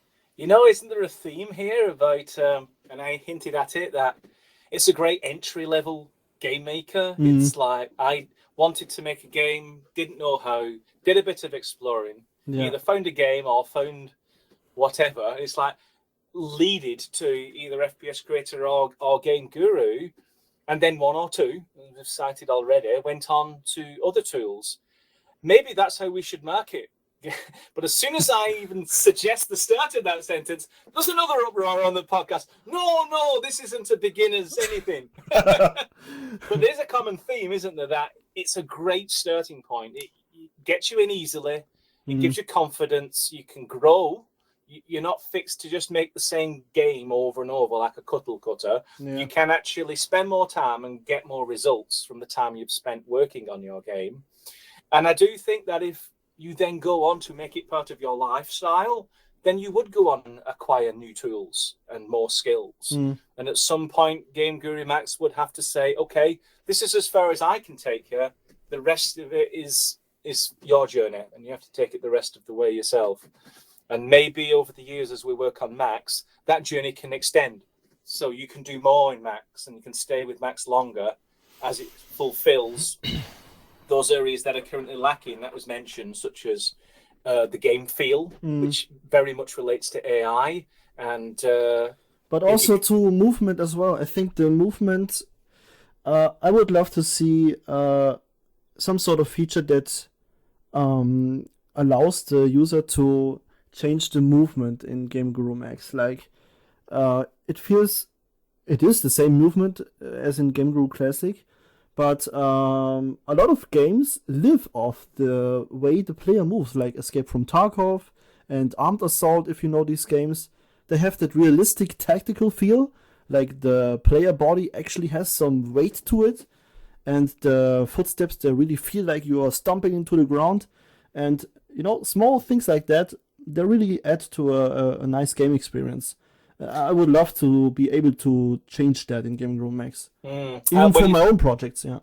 When you first said movement, I'm thinking about the characters, the characters in the game, and that uses foot planting now. So it actually uses the animation data, keyframes, in order to foot plant, and so they walk without sliding around, as they used to do back in the early character creator, Game Guru Classic days. But you're talking about player interactions, so player, mouse, look, movement, running, ducking, even like the movement when sprinting, like a slight wobble effect, sort of. I would love to be able to change that as well, like create a custom experience that feels a bit different than a normal Game Guru game would feel. All you've got right now, I'm sure you've been frustratingly playing with the 3 settings I've provided, which is player speed, wobble speed, wobble height. I even tried in the past to change the game player control.lure. Yes, and that's what I was going to hint at. However, it's more sophisticated than just a couple of parameters. What you've described in those AAAs, I imagine there was a small team, and all they did all day for 2 years is take input from the keyboard and the mouse, and then control the whole player entity, avatar, including its camera position, all the sound effects and physics and interactions with its environment. And all we've got, and this is being fair, is a camera that's attached to this rather rigid dolly that you can walk or run, and attach a weapon to it, which then rotates around. The artists who did the weapons did an extremely good job of adding animations to give the arms more feel. Absolutely, yeah.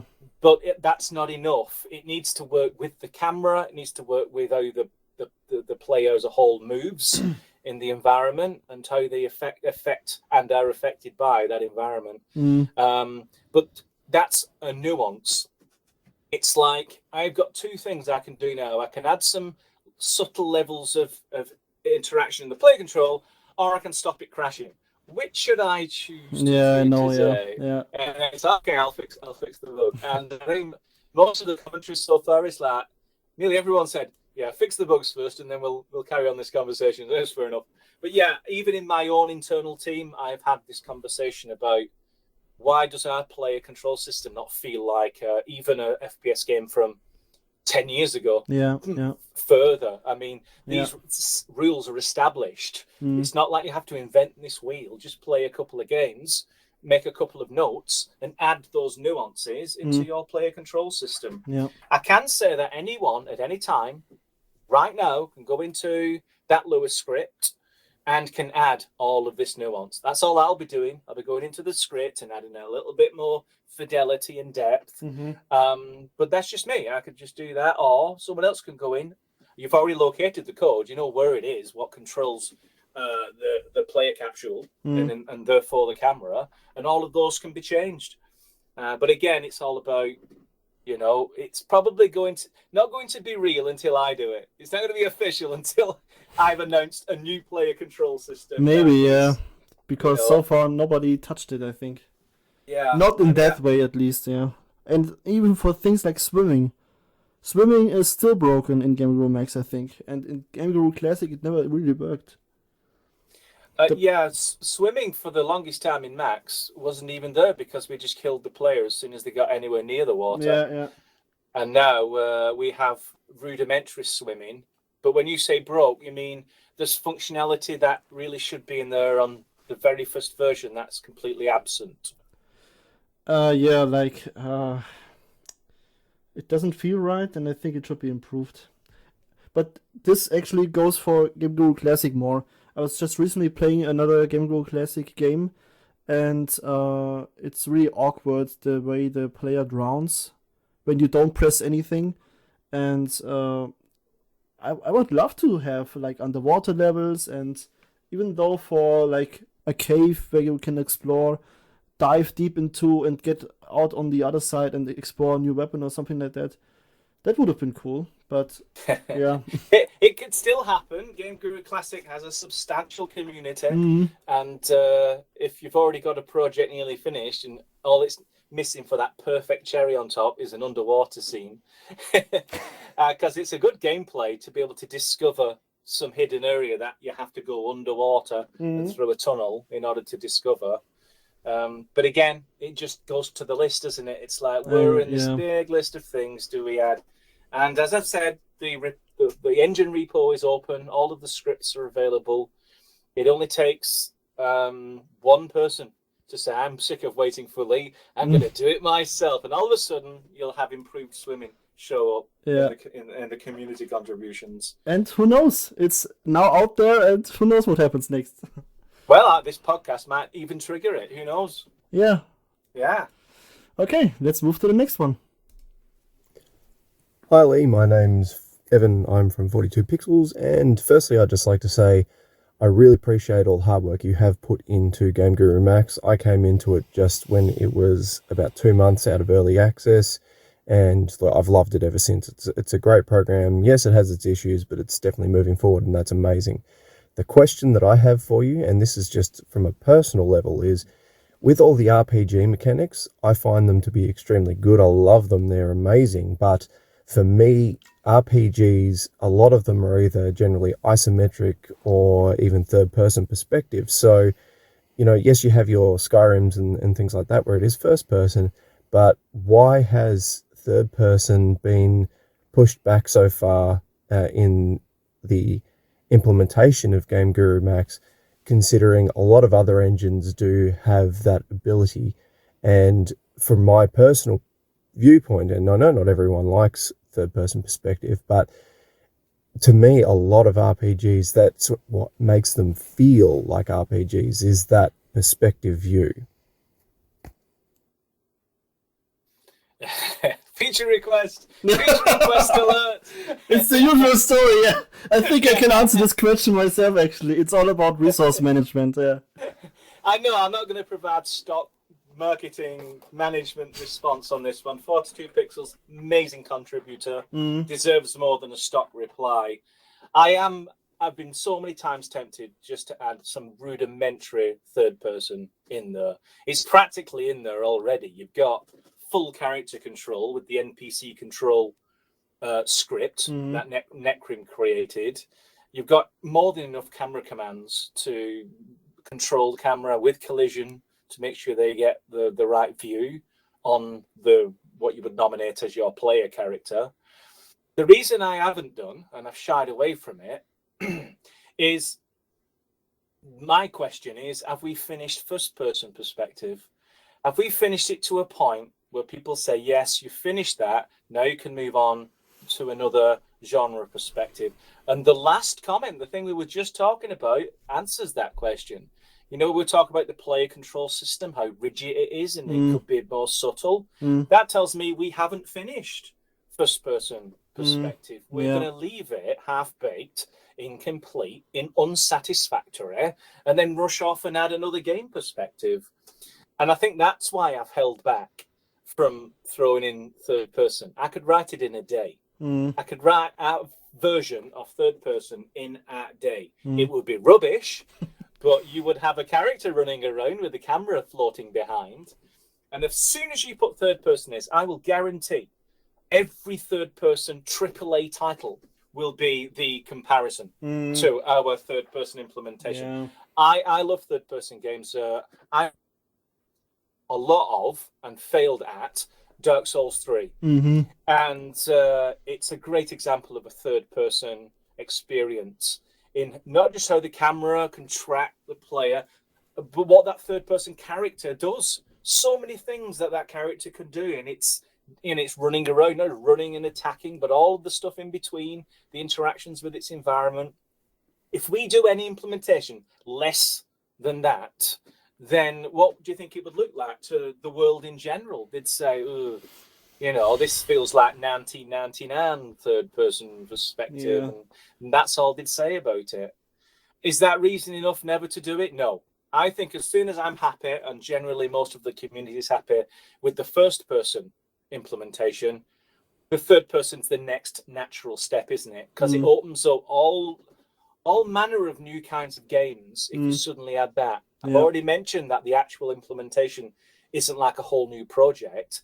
The initial implementation is relatively rapid. In fact, most people could probably do it now with the existing Lua commands and a new behavior. In fact, I say a month from now, someone will already have put something out into the community just to prove my words. But to go from that first draft one to the one that say matches the gameplay elegance of Dark Souls 3, that is a project. That's something of continual refinement, similar to how our first person currently exists. We implemented it years ago. It's not really changed much. Work's currently being done on the new weapon system in terms of projectile weapons, which feeds into the player control mechanic. So work is still being done on it, but we haven't finished it, I don't think. I think there's a level of subtlety we need to add until we can say we're not happy with that. That feels like a modern game. And then when we go to third person, we're not distracted with the first person question. It's settled. We can now focus all our energy on third person and not stop until it's not half-baked, but fully baked and feels as good as a contemporary third-person RPG. But I agree with 42 Pixels. It is a missing part of the RPG chemistry. We've added nearly everything else in RPG, but without third person, people are going to think this isn't really a third person until I can see the back of my own head.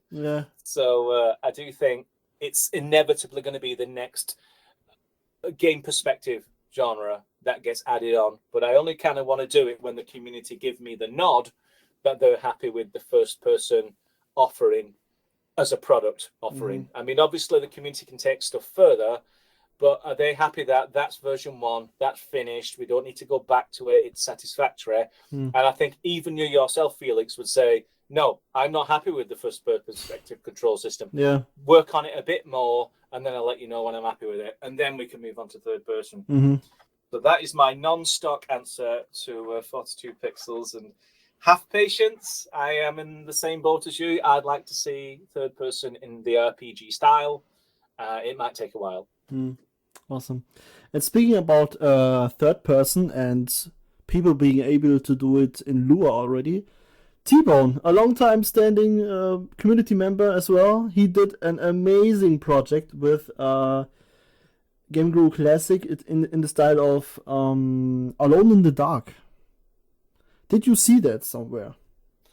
Alone in the Dark rings a bell, but how many years are we going back? Because my memory is not great these days. I think it was 1 or 2 years ago he was working on it, and also it resembles Resident Evil a bit, also like a third person character, and but with fixed camera angles.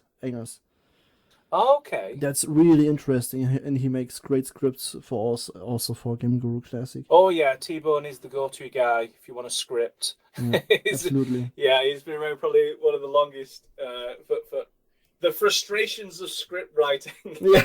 But he's stuck with it, and yeah, definitely. If you want a script writing, see if you can get his attention, because he's very good at it.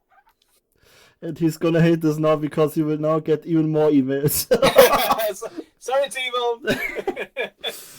Okay, next one. Hi, I'm Avenging Eagle, otherwise known as Tanner Productions, and Lee and I have actually met.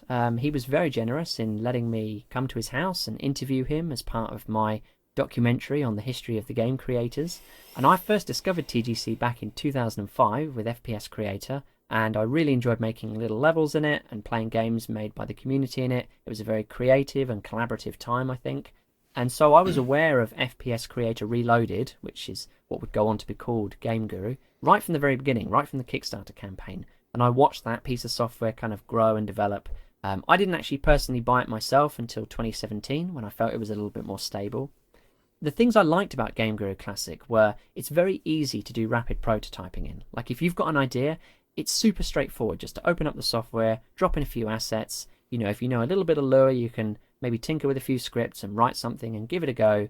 And I don't think there's any game engine out there that's as fast at doing that kind of basic stuff and just getting you over the first few hurdles. Lua gave us tremendous flexibility, way better than the FPI scripting language we have with FPSC. And it was also kind of cool to create outdoor levels. Like we didn't have that in FPSC. The levels were much bigger, and it was fun to create kind of forests and jungles and deserts and things, because we just never had the ability to do that. But there were a lot of things that I didn't like about Game Guru Classic. So for one thing, the rendering engine and the lighting engine, they just look terrible. They do suck. They sucked when they first came out. It didn't look as good as FPSC. And then after the DirectX 11 update, arguably it looks even worse. I think that implementation was never fully finished. And I think that's a running theme with a lot of the tools and features around Game Guru Classic. You know, they just weren't developed, and they were quite restrictive. So the character creator, you know, there weren't many parts, and the parts didn't fit together properly, and, you know, you couldn't really change very much. The easy building editor, you know, this is supposed to be our sort of way to create indoor levels, and it didn't give you anywhere near as much flexibility as the FPS creator editor had, you know, a decade earlier. But I suppose the real big thing about Game Guru Classic is, a little bit like with FPSC, sadly, the memory management is just appalling. Like, we have the scope to create these big levels, big outdoor levels, and yet, because there's no streaming in of assets, and there's no kind of management of that on the fly, you have to load everything up front. So, unless your level contains the same 15 or 20 assets just repeated endlessly, very quickly you're going to run out of VRAM, and that's it. You know, your level's going to grind to a halt. So in terms of Game Guru Max, I've only really just started using it. I mean, I've kind of dabbled with it a little bit while it was in early access, but it's really only been in the last couple of weeks that I've kind of started using it again. I had to build a new computer really to get it to run properly. So I think yes, it looks nice, but it runs a lot worse than it has any reason to, considering how good it looks, because it doesn't look that good. It doesn't feel as intuitive as Classic. Everything takes 2 clicks longer. You know, I don't feel like the keyboard shortcuts are the same. I don't feel like the visual feedback I'm getting as a user is as descriptive and as intuitive as it was in Game Guru Classic. So everything just takes a bit longer. Now that could just be me being a bit unfamiliar with it, but that's just my personal experience. I do think that the visual logic system has really great potential. I think that's a super intuitive and easy way to kind of link elements together. And I'm really looking forward to experimenting with that a bit further. And I also think the behavior editor is really cool, you know, that sort of flowchart based thing. I think the UI for that looks ugly as hell, and it's not appealing to use at the moment, but if they could sort that out, it might be a really kind of nice intuitive visual way to kind of script behaviors. But again, I haven't used that too much yet. But again, we've got huge maps, even bigger maps than we had with Game Guru Classic, but yet there's still no asset streaming. So, you know, you're going to put in a few of these assets and you're going to run out of memory like that instantly. So I don't really understand the logic behind that. And there's just lots of little design choices that just seem to have been made. You know, these are the sort of things that should have been the foundation of a really great game maker. But they're having to be added in after the fact, which, yeah, just seems a bit counterintuitive to me. But I do wish Lee and the team the best of luck. I think it's a really appealing proposition, this sort of, you know, game engine for non-coders.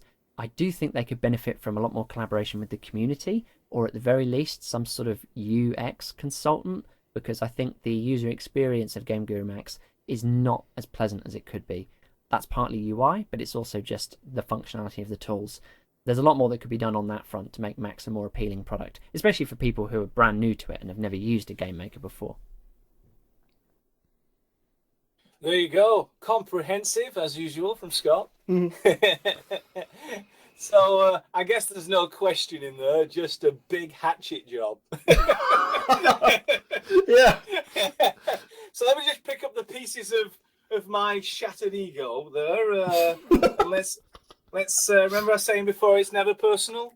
So I think many of his points are absolutely right on the money. Absolutely yeah. perfect. Even in Max, if you start adding lots of objects down, watch the internal memory count. It gets to 7 gigabytes so quickly, and you think, really? How could I be using 7 gigabytes? I've only been at it 10 minutes. And the reason is why do we permit such a creature to exist? This has been an evolution of technology.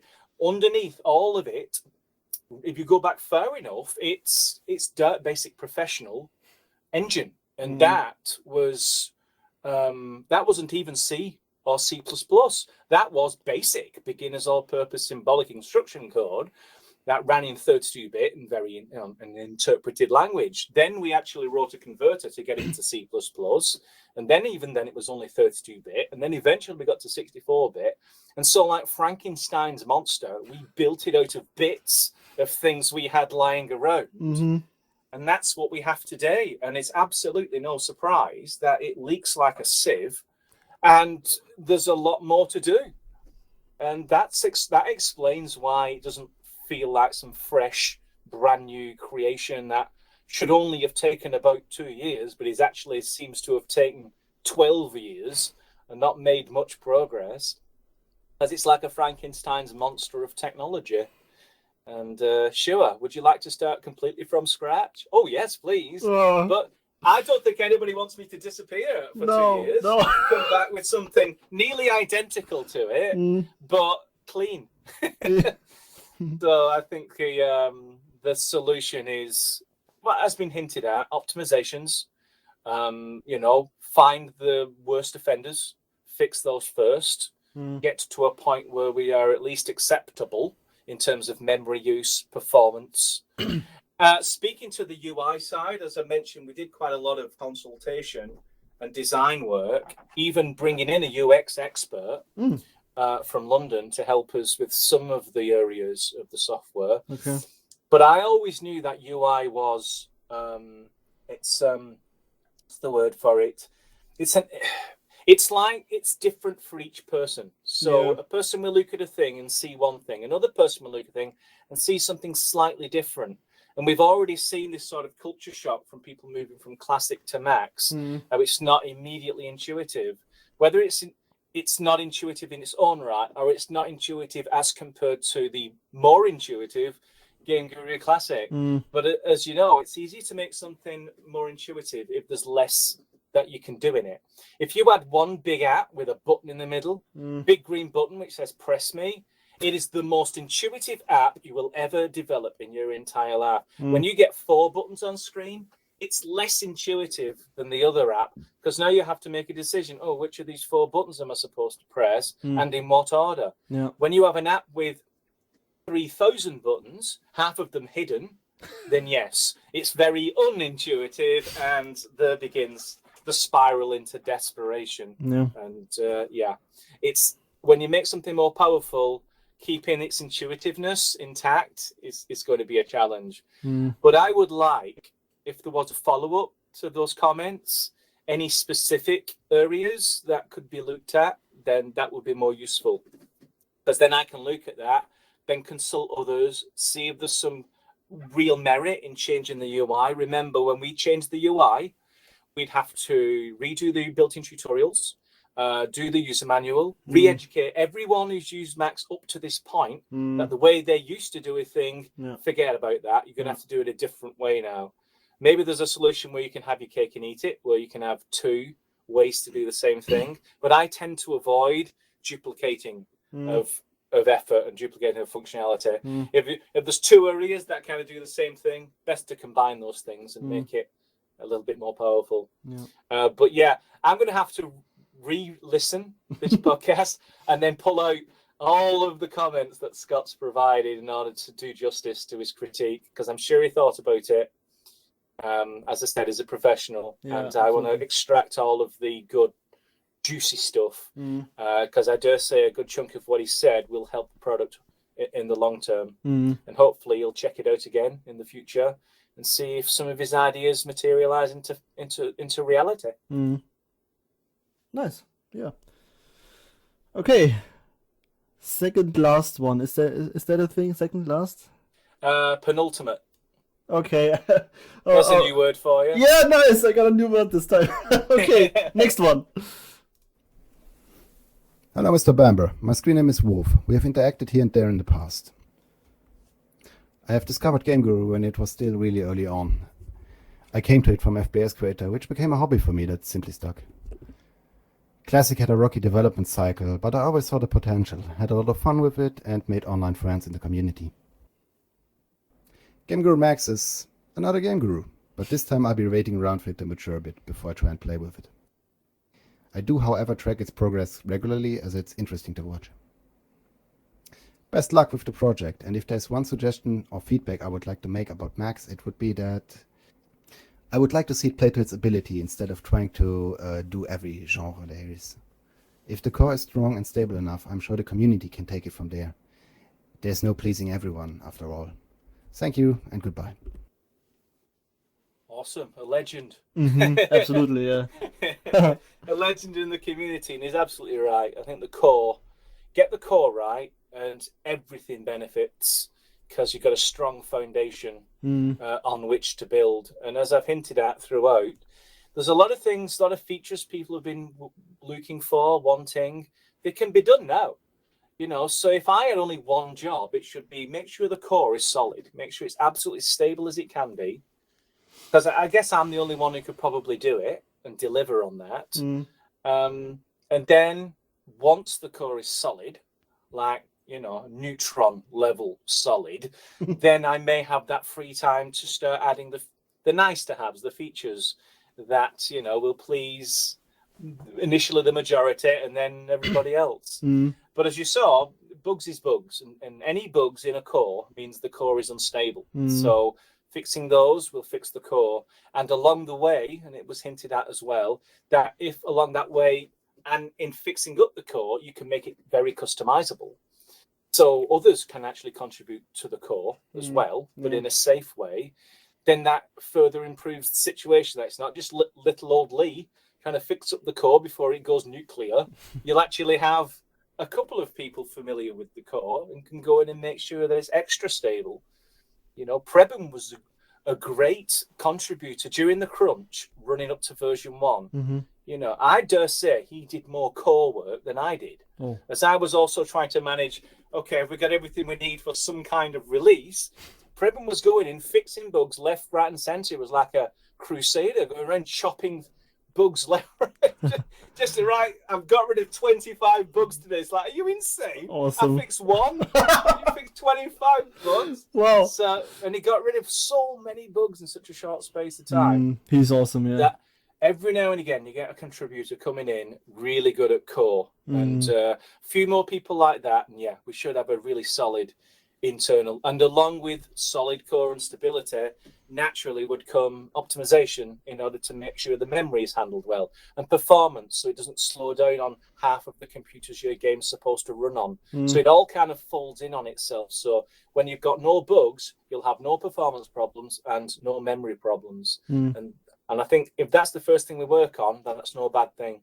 So I think Wolf's absolutely right when he suggests that. Yeah. Okay, so here's the last one. Hi, my name is David Brandt, and my username is Kitakazi. I first started using the Game Creator products back in 2005 when I was about 15 years old. I was at a Best Buy with my mom, and while I was browsing the video games section, I just happened to stumble upon a hard copy of FPS Creator. Even at a young age, I was always interested in game making, and I loved the dark sci-fi aesthetics of FPS Creator. But what was really intriguing about FPS Creator, and it was something I realized even at such a young age, was that it was this idea of a small team of programmers dedicating themselves solely to an engine that makes only FPS games. Even if it's not a AAA engine, by cutting away everything that wasn't necessary for making an FPS game, I wondered just what accomplishments could they achieve with such a laser-focused approach? I mean, if all the tools and options included were only for FPS games, well, then this seems like an engine that I could learn, one that I would want to learn. And FPS Creator ended up being a lot of fun, and it was a big learning experience. And I'm grateful that I was able to start game development so early in life, thanks to FPS Creator. So, thank you very much. Game Guru Classic was a little shocking to me at least, because the dark, gritty, badass feeling of FPS Creator was gone and had been replaced with a wacky, cartoony, welcome to Hello Kitty Island adventure vibe and overall art style. When I think many of us were anticipating something more intense and serious in line with the style from FPS Creator, the jarring aesthetic shift kind of felt like a deliberate disregard for the loyal customer base. Even though I'm sure it wasn't, that's just what it felt like, right? And of course, Game Guru brings to the table other genres besides FPS games. And yeah, it's probably good to explore different markets and get a wider audience or a younger audience. However, even younger gamers crave edgier content, right? Like in the music industry, parental advisory CDs were the ones that garnered the most sales and interest in younger audiences. So it's just strange that Game Guru, to me at least, it's strange that Game Guru took that more child-friendly approach. But on the other side of that, one of the nicer things about Game Guru was it was now easier than ever to import your own models and to edit the visuals than it was an FPS Creator. So in a sense, you could make your own game look more dark and serious if that's what you wanted. But I can't speak for everyone.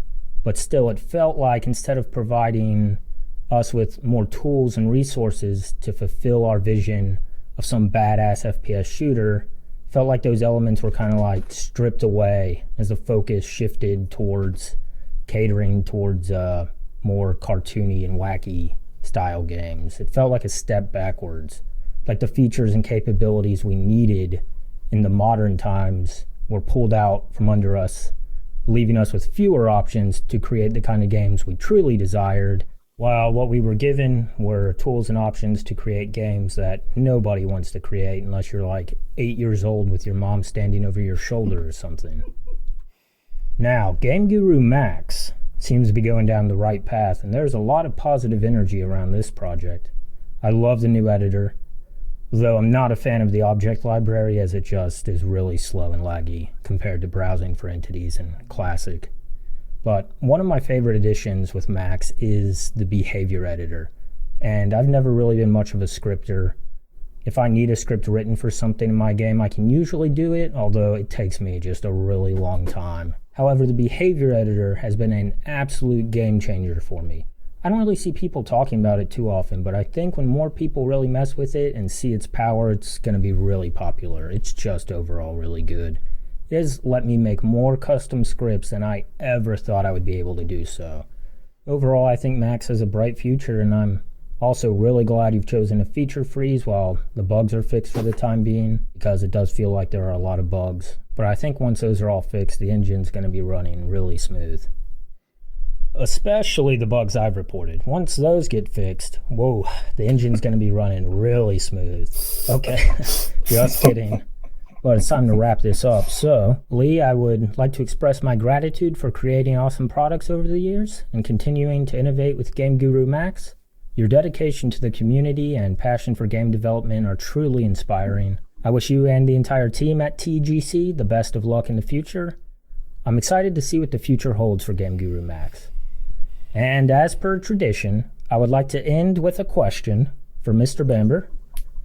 Will there ever be a focus on more mature shooter games?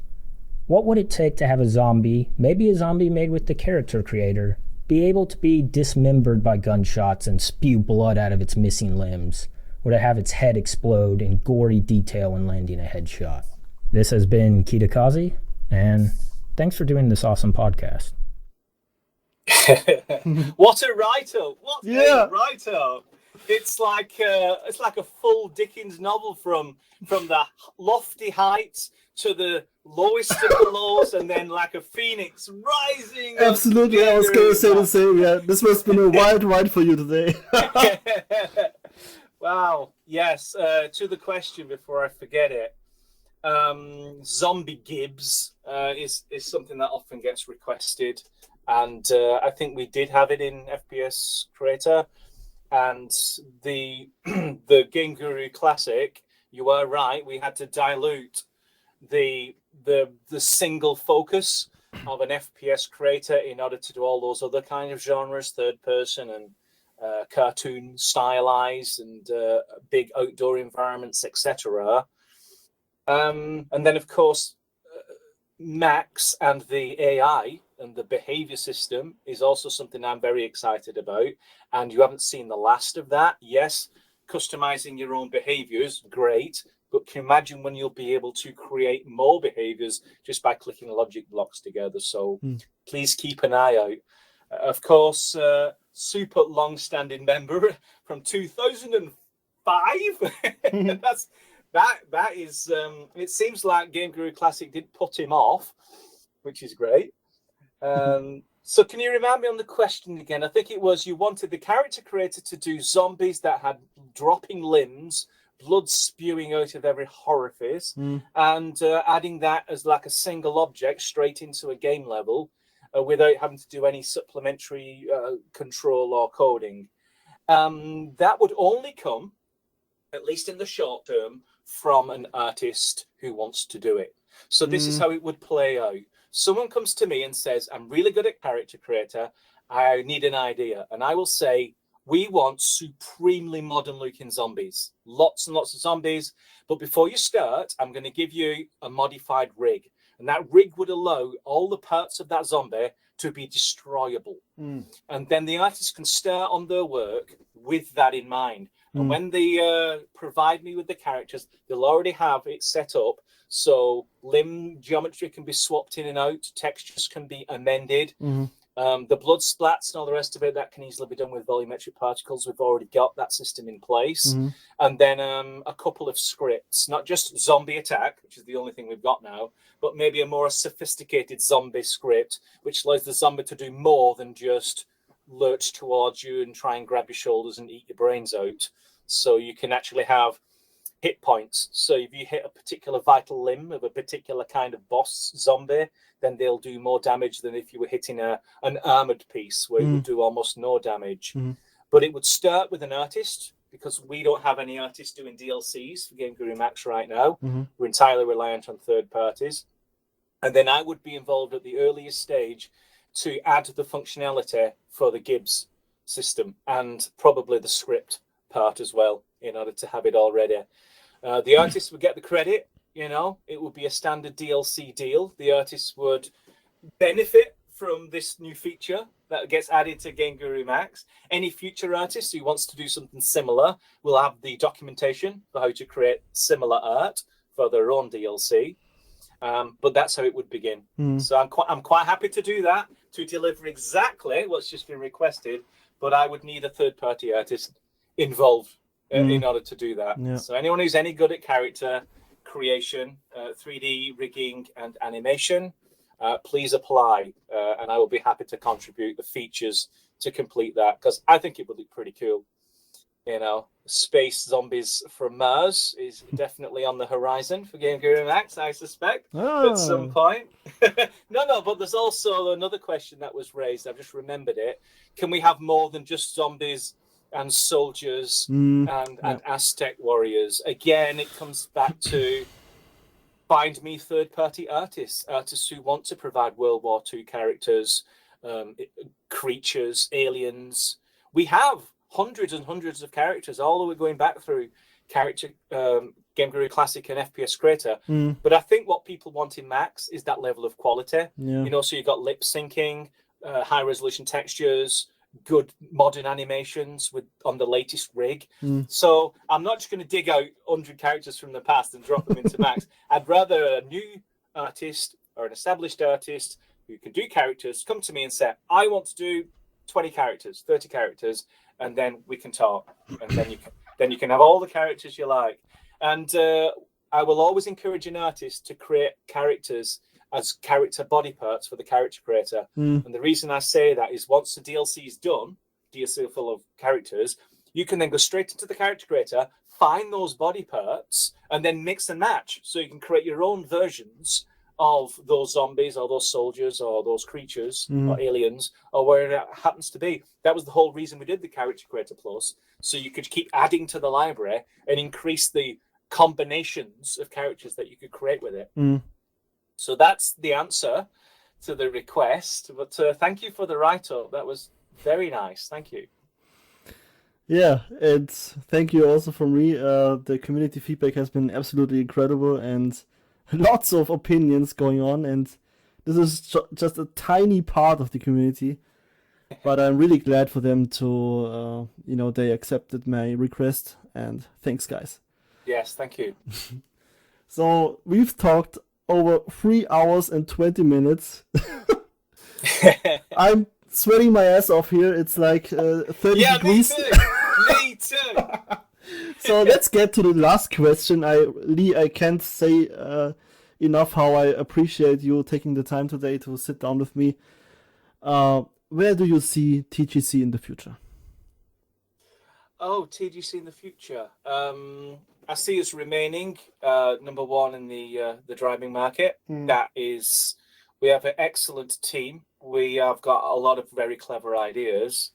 But I know that's not what you wanted to know about. So TGC as a business entity will be very well, thank you very much. Awesome. Which allows us the massive indulgence of working on game technologies and game makers for as long as we want. Hooray! So I see sort of the game making side of TGC finishing what we started. So Game Guru Max just released it.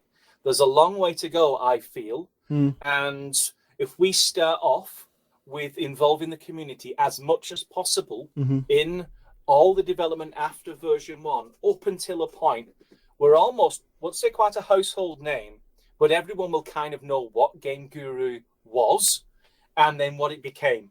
And yes, it took 12, 13 years to get there, but, I think anything worth doing is worth spending time on. I remember WinZip. Back in the day, there was lots of different compression options, but then WinZip was so single-minded in their energy and just making sure that they were the household. That's how everybody used. It eventually got bought up. It was the de facto, or at least as far as I could see. So I would like not to take over the game making space, but certainly have a niche, a very specialized niche, which allows people who have a great idea for a game, but don't necessarily want to start on day one by scripting and creating art and getting confused and frustrated. They just get to make a game and give them the depth in the software that if they want to spend more time, then their game gets better, and then have that freedom to sell what they've made. No strings, no 5% royalties, no gotchas. Cool. Just you've made it, you own it, and you can sell it. You can do what you want with it, and have a community that fosters that kind of generousness. People who contribute in, people who get something back, and most of all, a game maker that's fun. Let's never lose sight of the fact you're supposed to enjoy what you do with your life. Absolutely. I think if you end up in a place where you're not really happy, change it. You're missing something. So let's create a community that's first of all fun, but also for those who want to, you can make a game, sell it on Steam, maybe get rich. But yeah, we're gonna have a good time, and I think Game Guru Max. Don't look for any more products. I think Game Guru Max, that's our job now. Let's get it even better than it is now. Absolutely. And having a good time, I can only relate to that. I've been using Game Guru Classic for, I think, 2,500 hours on Steam. And Game Guru Max is, increasing in the hours as well. And I've been having such a blast, such good times with the community, with Game Guru, and creating those games. And I can only say thank you for creating those tools, and thank you for being so responsive and interacting with the community. That's really cool. It was my pleasure, Felix. Thank you very much. And it's been amazing talking to you. The community had the chance to, get their chest off a bit, and yeah, there's not much I can say anymore. Just thank you, and I hope you enjoyed it as much as I did. I did very much. Thank you very much. Thank you. Goodbye. Okay, bye-bye. This was episode 7 of GURUCAST. I hope you enjoyed the talk. Thank you so much, Lee, for taking the time, and I hope to see you all next time. Bye bye.